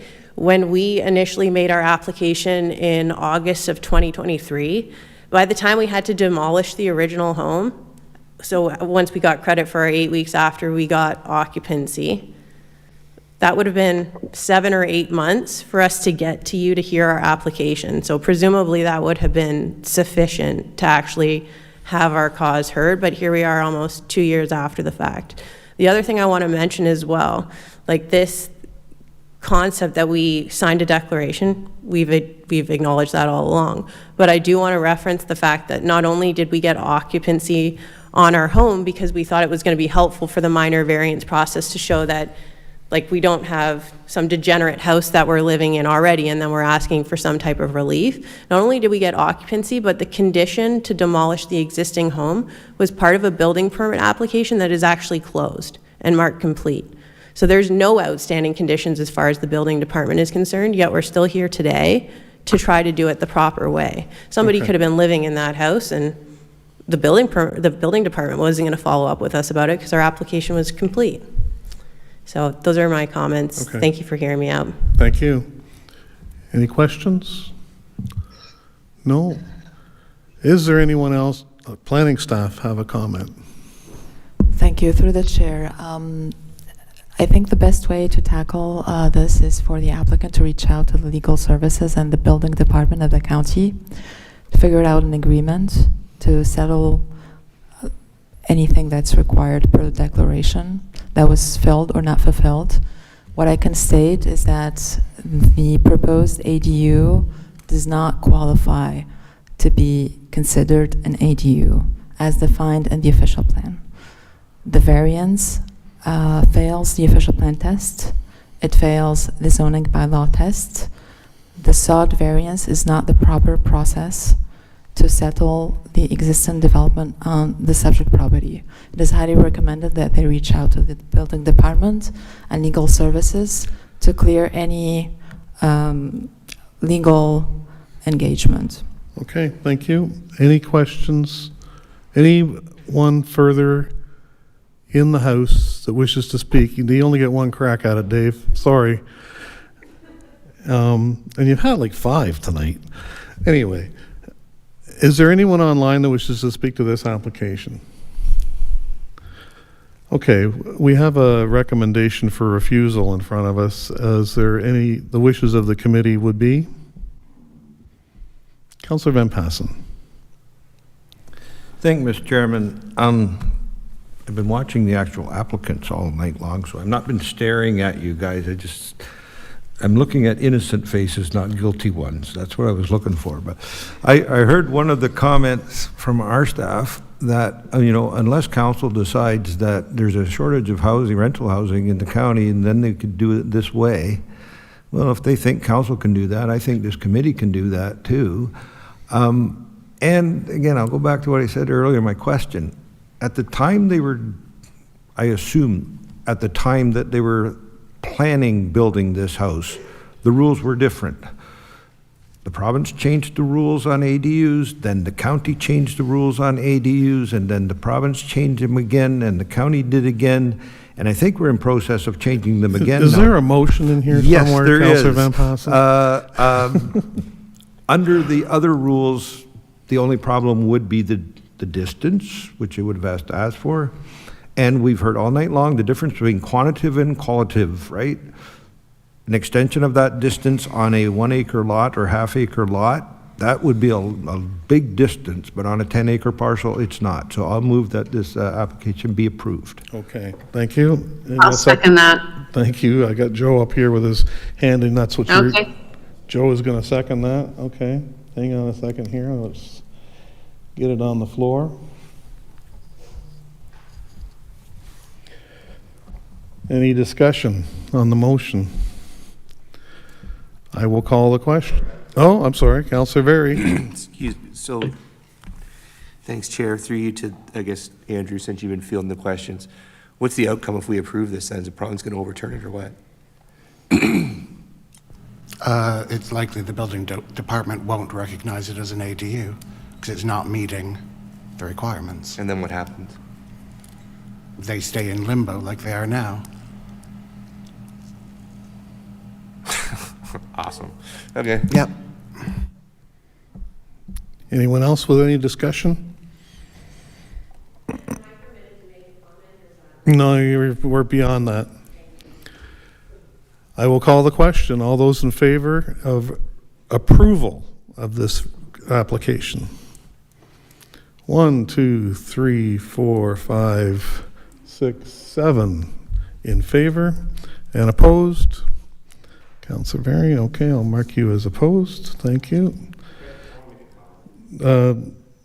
Just let me, before I lose track of what I'm doing here, which I did a long time ago. Okay, you can make your comment. So my comment is, that I have no problem with this being an ARDU, but if we're just going to doom them to limbo, I don't know what we're doing. So I suppose, I guess what I need to know is there a better process for this kind of thing next time? And I guess I'll throw that to staff because I don't want to leave this as limbo, shrug, and then we just move on. Like, what is there another way to do this so we can do it better in the future? Through the chair. Quickly, as I've said multiple times, there's an established process for this sort of thing, and it's an official plan amendment and a zoning bylaw amendment. That is how it goes through without a hiccup. That's what the applicants have been told multiple times over the last 2 years. It's what we've restated multiple times today, and an application has been approved for a variance on an ADU which doesn't exist. Yeah. Okay. So, you know, no, thanks. This is the issue. No, I understand, Andrew. I guess what I'm wondering is, is there something that we as a committee could do to help this along? I know the decisions are made. I'm not trying to unring the bell. I'm saying, would a deferral help with this better, or are we just gonna, I guess we do Well, just we've leave already it? approved it, so. No, I'm just asking I for know. next time. What's the Okay. best way for us to handle this as a committee?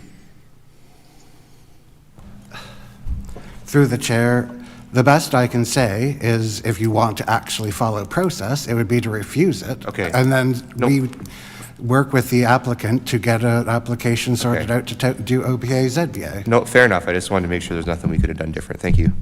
Okay, thank you. Okay, moving right. Just one more Council- comment, Alan. Go ahead, Linda.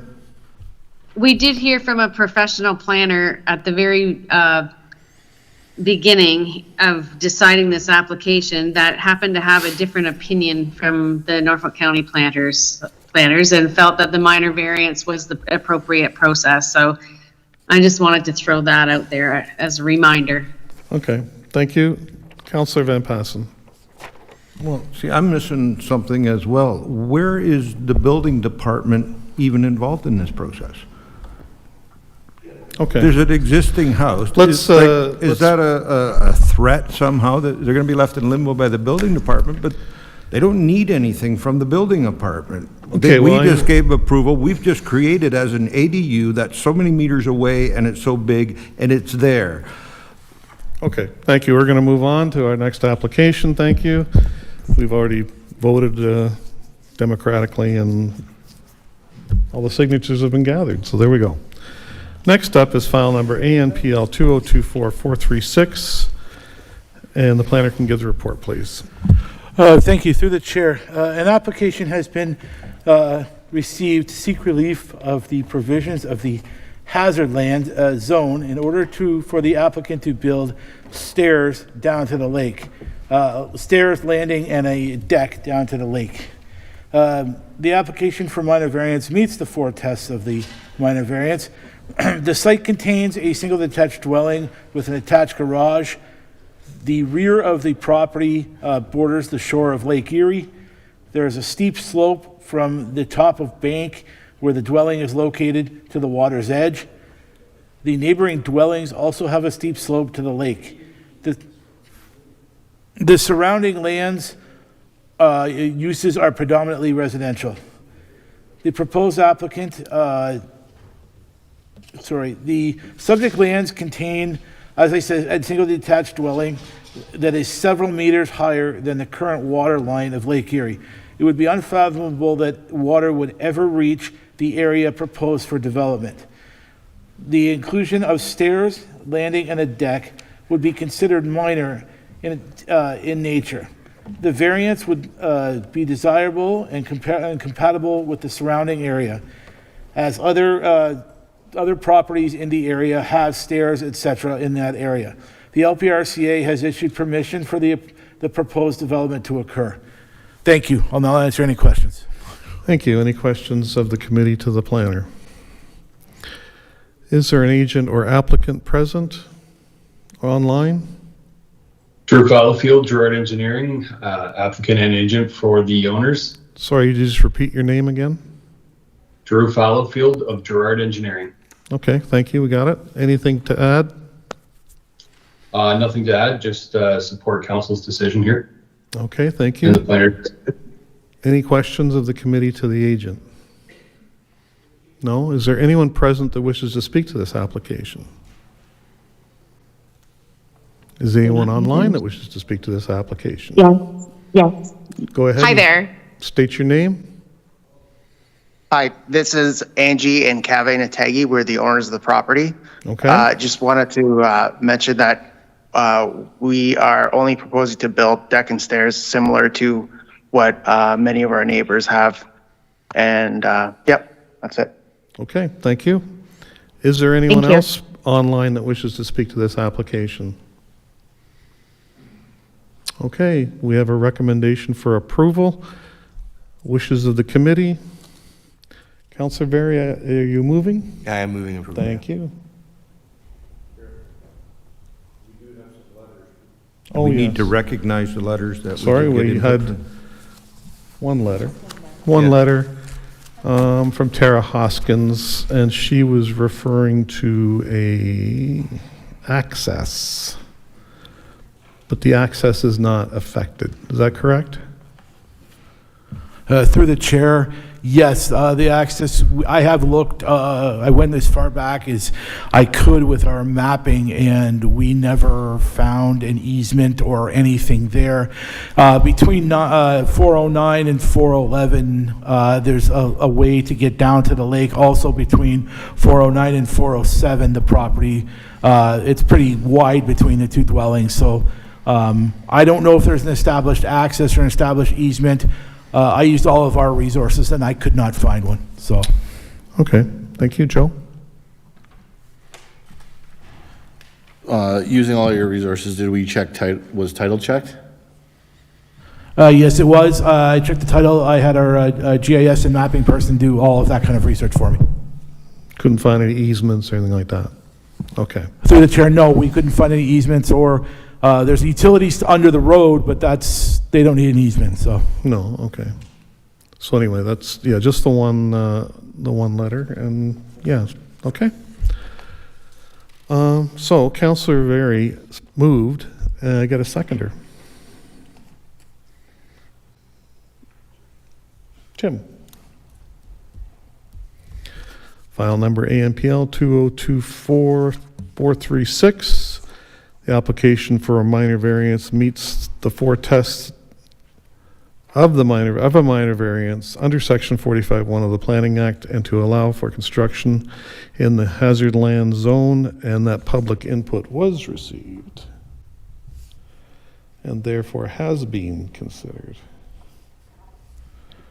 as part of this application. All those in favor? And that's carried. Thank you.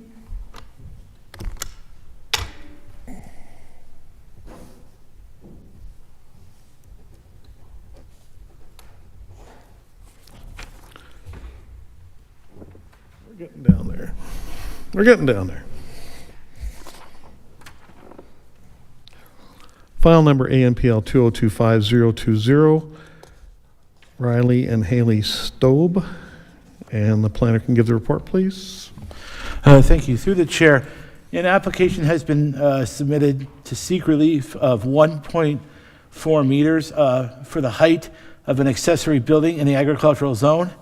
8 meters is the permitted, and the applicant is seeking a total building height of 9.4 meters.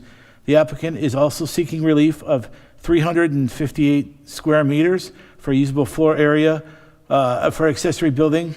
200 square meters is the permitted total use. So he is asking, or 200 meters is the permitted use. He is asking, or they are asking for a floor area of 558 square meters for an accessory or agricultural building in the A zone. The site contains a single detached dwelling currently, as well as 3 shipping containers used for storage purposes. The land is generally flat. The surrounding lands are predominantly used for agricultural, residential, and residential purposes. Sorry. The lot has approximately 67 meters of frontage along First Concession and an area of 7,571 meters square. The proposed application meets the 4 tests of the Planning Act.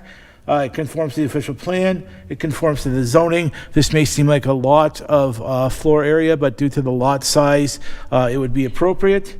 Therefore, we recommend approval of the application. I will answer any questions. Thank you. Any questions? Is there an agent or applicant present? Yep. Anything to add? She indicates nothing to add. And you're the applicant? Okay.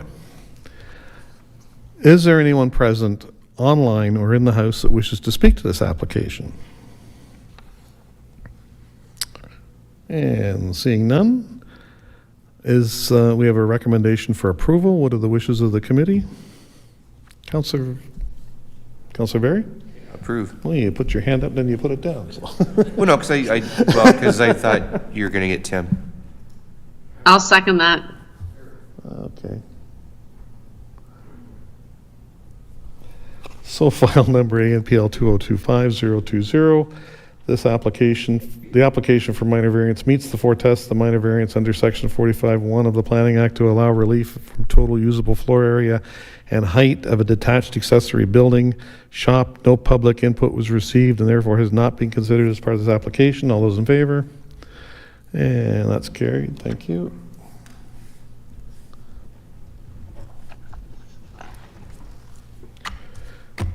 Oop.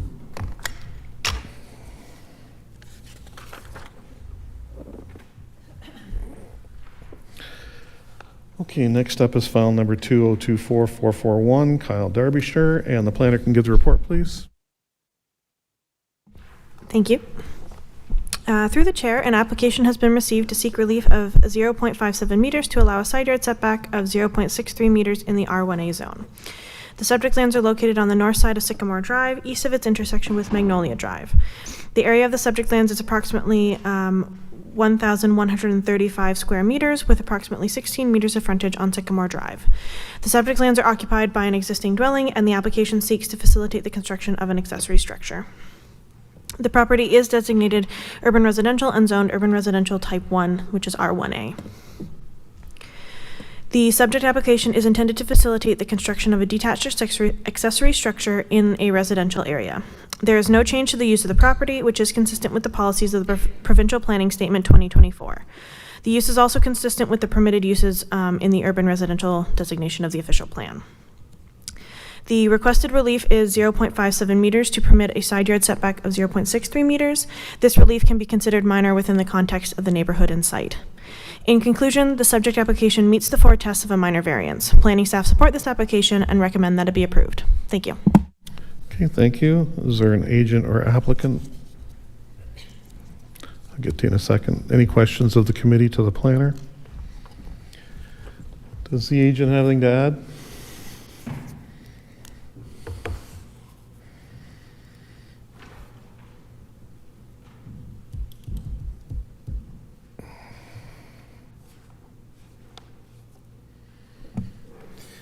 I am Tyler Vanderland, and I'm the agent for the owners. So we thank the planning committee for their work. We do have one question, I guess that would be, and that would be, there are 2 comments attached on the list that we got. Comment 2 requires us to get comment 1 requires us to get a lot grading and drainage plan, which is we would need anyways for the building permit, so that kind of is a moot point. And then comment 2 is that we get an approved lot grading plan and that we have to get it signed by the master engineer for the development. Our request would be to have that removed, since we already have received a grading plan. We would have went with whoever did the original had we known that was part of it, but we were told we just needed a simple grading plan that's been stamped by a licensed engineer, which we currently have for permit application. So we're just hoping that we don't have to go through the process of getting 2 engineers to stamp it. Andrew? Oh, I can answer that. Okay. Sure. Unless Somebody. through the chair. Those are just comments, so they are not conditions. They're just comments made by the building department in regards to any kind of building that happens as per the permit. So both those you go through the building department anyway, so. Perfect. Okay. Then we have nothing further. All right. Any questions of the committee to the agent? No. Is there anyone present in the House that wishes to speak to this application? Is there anyone online that wishes to speak to this application? We have a recommendation for approval. Can I get the wishes of the committee are? Peter. Motion to approve, Mr. Chair. Peter moves to approve. I'll second. Linda, thank you.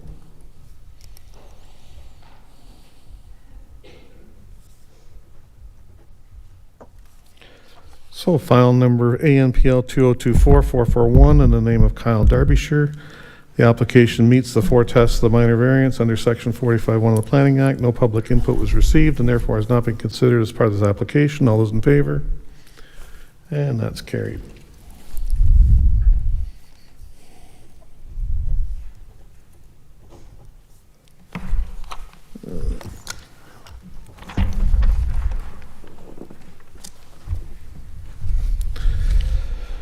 File number 2024-445 in the name of Peter McKenna, and the applicant can give the report, please. Through the chair, an application has been received to seek relief of 65 square meters in usable floor area to allow a total usable floor area of 265 square meters for an accessory building in the agricultural zone. The subject property is designated agricultural, zoned agricultural, and located in the rural areas of Nixon. The subject lands include an existing dwelling, 2 existing barns, and existing storage structure.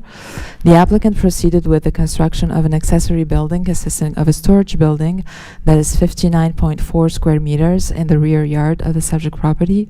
The applicant confirmed in the submission of the minor variance application that there is no habitable use in the accessory building, based on which planning recommended the approval of the application as it meets the minor variance tests. Staff received comments from neighboring property owners on April 15, 2025, confirming that the accessory building has been used as a habitable use. Upon further consultation with the county's building department, planning recommends the deferral of the application until further notice and clearance from the building department. Thereby, planning makes a motion to change the recommendation of the report to deferral of the application. You're asking for a deferral on this application now instead of approval? Correct. Okay, and that's, can I just get, in the nutshell, it's mostly based on some of the correspondence that we've received, that it's being used as a residence at the time being. Through the chair, so the correspondences triggered further review between planning and building. We have been made aware that there is a current investigation. Okay. And building department is working on getting a warrant. So until that happens, we recommend deferral. Okay. Any questions from the committee to the planner? Is there an agent or applicant present or online? Yes, sir. Do you have anything to add? You'd have to come up to the podium and state your name and what you might have to say. Nope, you gotta turn the button on the right. Sinclair McKenna. Mm-hmm. I'm the one that put the building up, so I'm just looking for an outcome, whether it's going to be approved or not for accessory building, and I'll deal with whatever the outcome is. I'll ask you flat out, is it being used as a residence? There's nobody in it. It's just framed up. It's So- a framed up structural building. It's real. There's pictures of it. It looks like a house, but it's just a framed up building. And I'm wondering if Is I should keep going or should just tear it down or take it out of there. Is your intent to use it as a residence? Well, it would be when we begun, but you know, everybody's looking for secondary homes, and what it would cost now to, just from me sitting here, I don't think it's feasible for us to go as a living house, because this is going to cost way too much. Okay. Anything else? I'm looking for approval just to leave it as an accessory building for storage. Okay. Any questions? Councillor Van Passen. Do you have a valid building permit for it? No. So They charged me for that. Yeah, so we can't approve a building that's not supposed to be there, so deferral is probably the best until you get all those things straightened around. Yeah. We'll get it deferred till you get that part straightened around, have a legal structure that we can actually look at. Mm-hmm. Okay. Anything else? No, so what do I do, wait for a letter? Just hang on a second. Any other questions of the committee? No? Okay, thank you. Any comments from planning? Just same recommendation? Okay. So we have anyone else that wishes to speak to this application? Online? So we have a recommendation for a deferral. I'll move to defer. Okay, Linda? I'll second that. Oh my gosh, we're getting seconders out of the woodwork finally.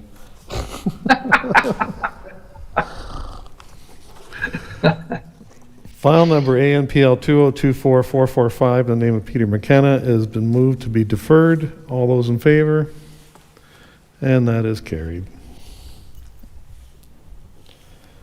Been a long meeting. We're starting to get punchy. Okay. File number ANPL 2025007, David and Michelle Pichakupa, maybe. And the planner can give the report, please. Thank you. Through the chair, an application has. Your mic's not working. Just use the mic. An application has. You got this or no? Nope. There you go.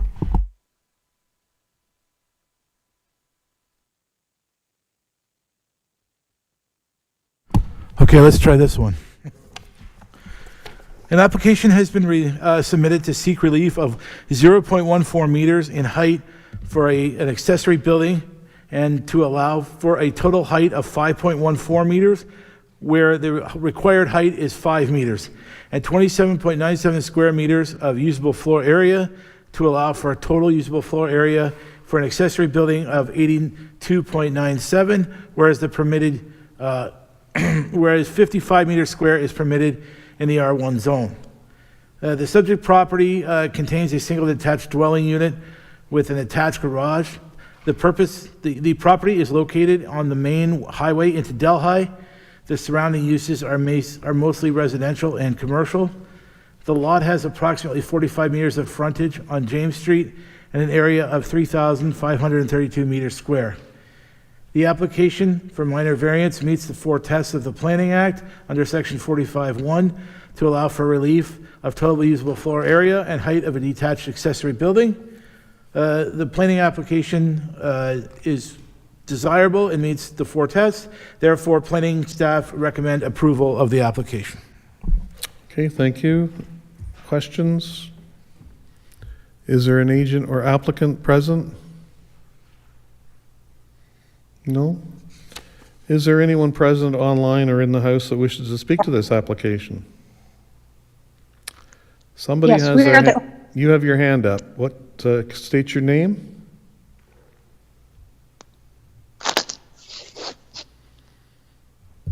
You're shown as initials WR. Is that, did you want to, Yes, apologies, my microphone was off. Yes, I am William Reed. I am the agent / applicant for David and Michelle Pietrekupa from CDN Buildings. I see also that David and Michelle are in attendance on this meeting as well. I have no real further comments based on what has been stated already. okay, thank you. Any questions from the committee? No? Anyone else that wishes to speak to this application? We have a motion or a recommendation for approval. Can I get a motion, Tim? And a seconder, Joe? File number ANPL 2025007. This application meets the 4 tests of a minor variance under Section 45(1) of the Planning Act. No public input was received and therefore is not being considered as part of this application. All those in favor? And that is carried.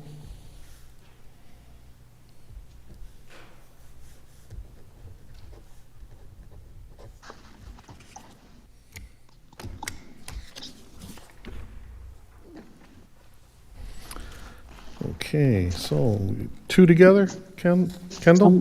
Doing these 2? Oh, Josh, you doing these both together?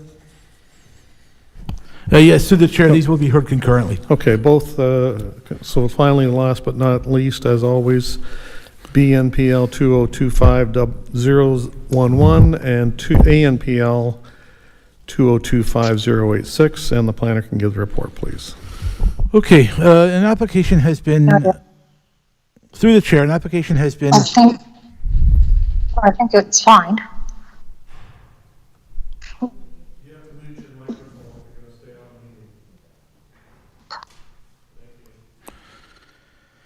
An application has been received to sever a parcel of land with a frontage of 85.09 meters in irregular depth and width and a total area of 1,803 square meters, while maintaining a lot having an area of 131.6 acres as part of a boundary adjustment in the agricultural zone. Lands will be added to the existing parcel located immediately adjacent to the north, having address of 238 Concession 10, Townsend, and that roll number. Final lot size 0.5182 hectares. The related file is ANPL 2025-080. Staff recommends that the application BNPL 2025-011 be approved because it is a simple boundary adjustment which is allowed under the provincial planning and local land use policies. ANPL 2025-11, Townsend, Part 10, an application has been received to seek relief of 39.48 hectares in lot area to allow a lot with a total lot area of 5,182 meters square and a 2 meter in height to allow, and also asking for a relief of 2 meters in height to allow for a dwelling with a total height of 13 meters in the A zone. Related file as the severance I just read. Staff recommends the application ANPL be approved because it meets the 4 tests of the Planning Act and is needed to address the undersized lot in the agricultural zone created by the boundary adjustment. The land is mostly flat and contains a single detached dwelling. There were 2 barns on the property that were destroyed by fire in 2024.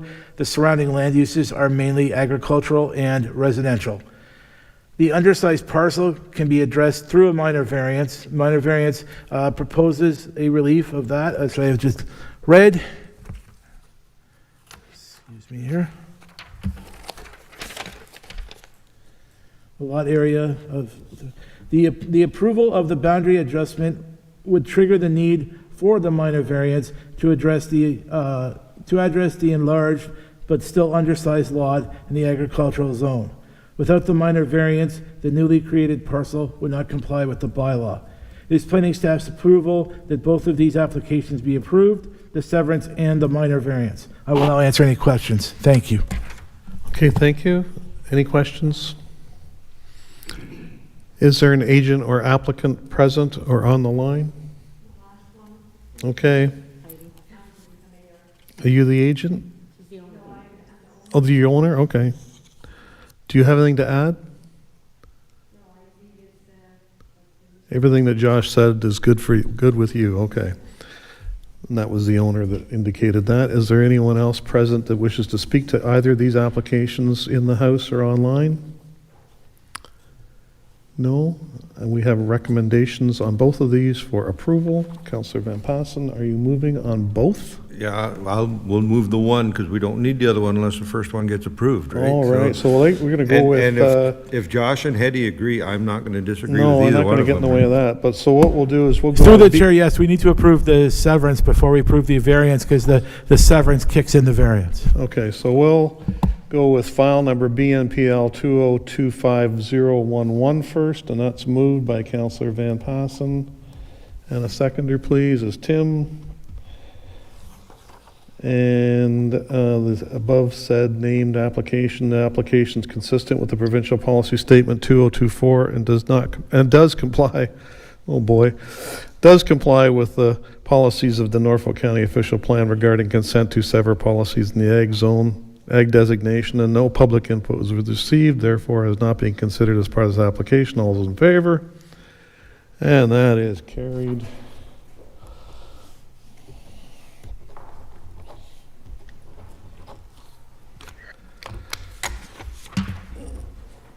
And finally, file number ANPL 2025086. I need a mover and a seconder to approve. Tim. And a seconder. Councillor Berry. And the above named application, the proposed boundary adjustment is, I think this is a typo. Is not consistent? Is consistent. Sorry? It is, through the It chair, is? it is consistent, yes. Okay, that's a typo. That's not bad. It better be consistent now. Just a typo. The proposed boundary adjustment is consistent with the policies of the provincial policy statement 2024 and that no public input was received and therefore has not been considered as part of this application. All those in favor? And that is carried. And a motion to adjourn. Oh, just a minute. We have some other business. Yeah,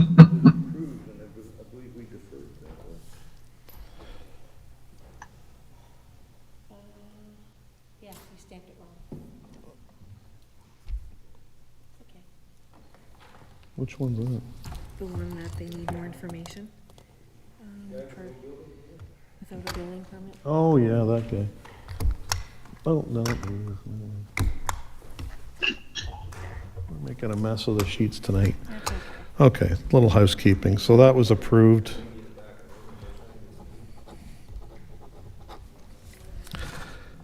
Okay, and a motion to adjourn.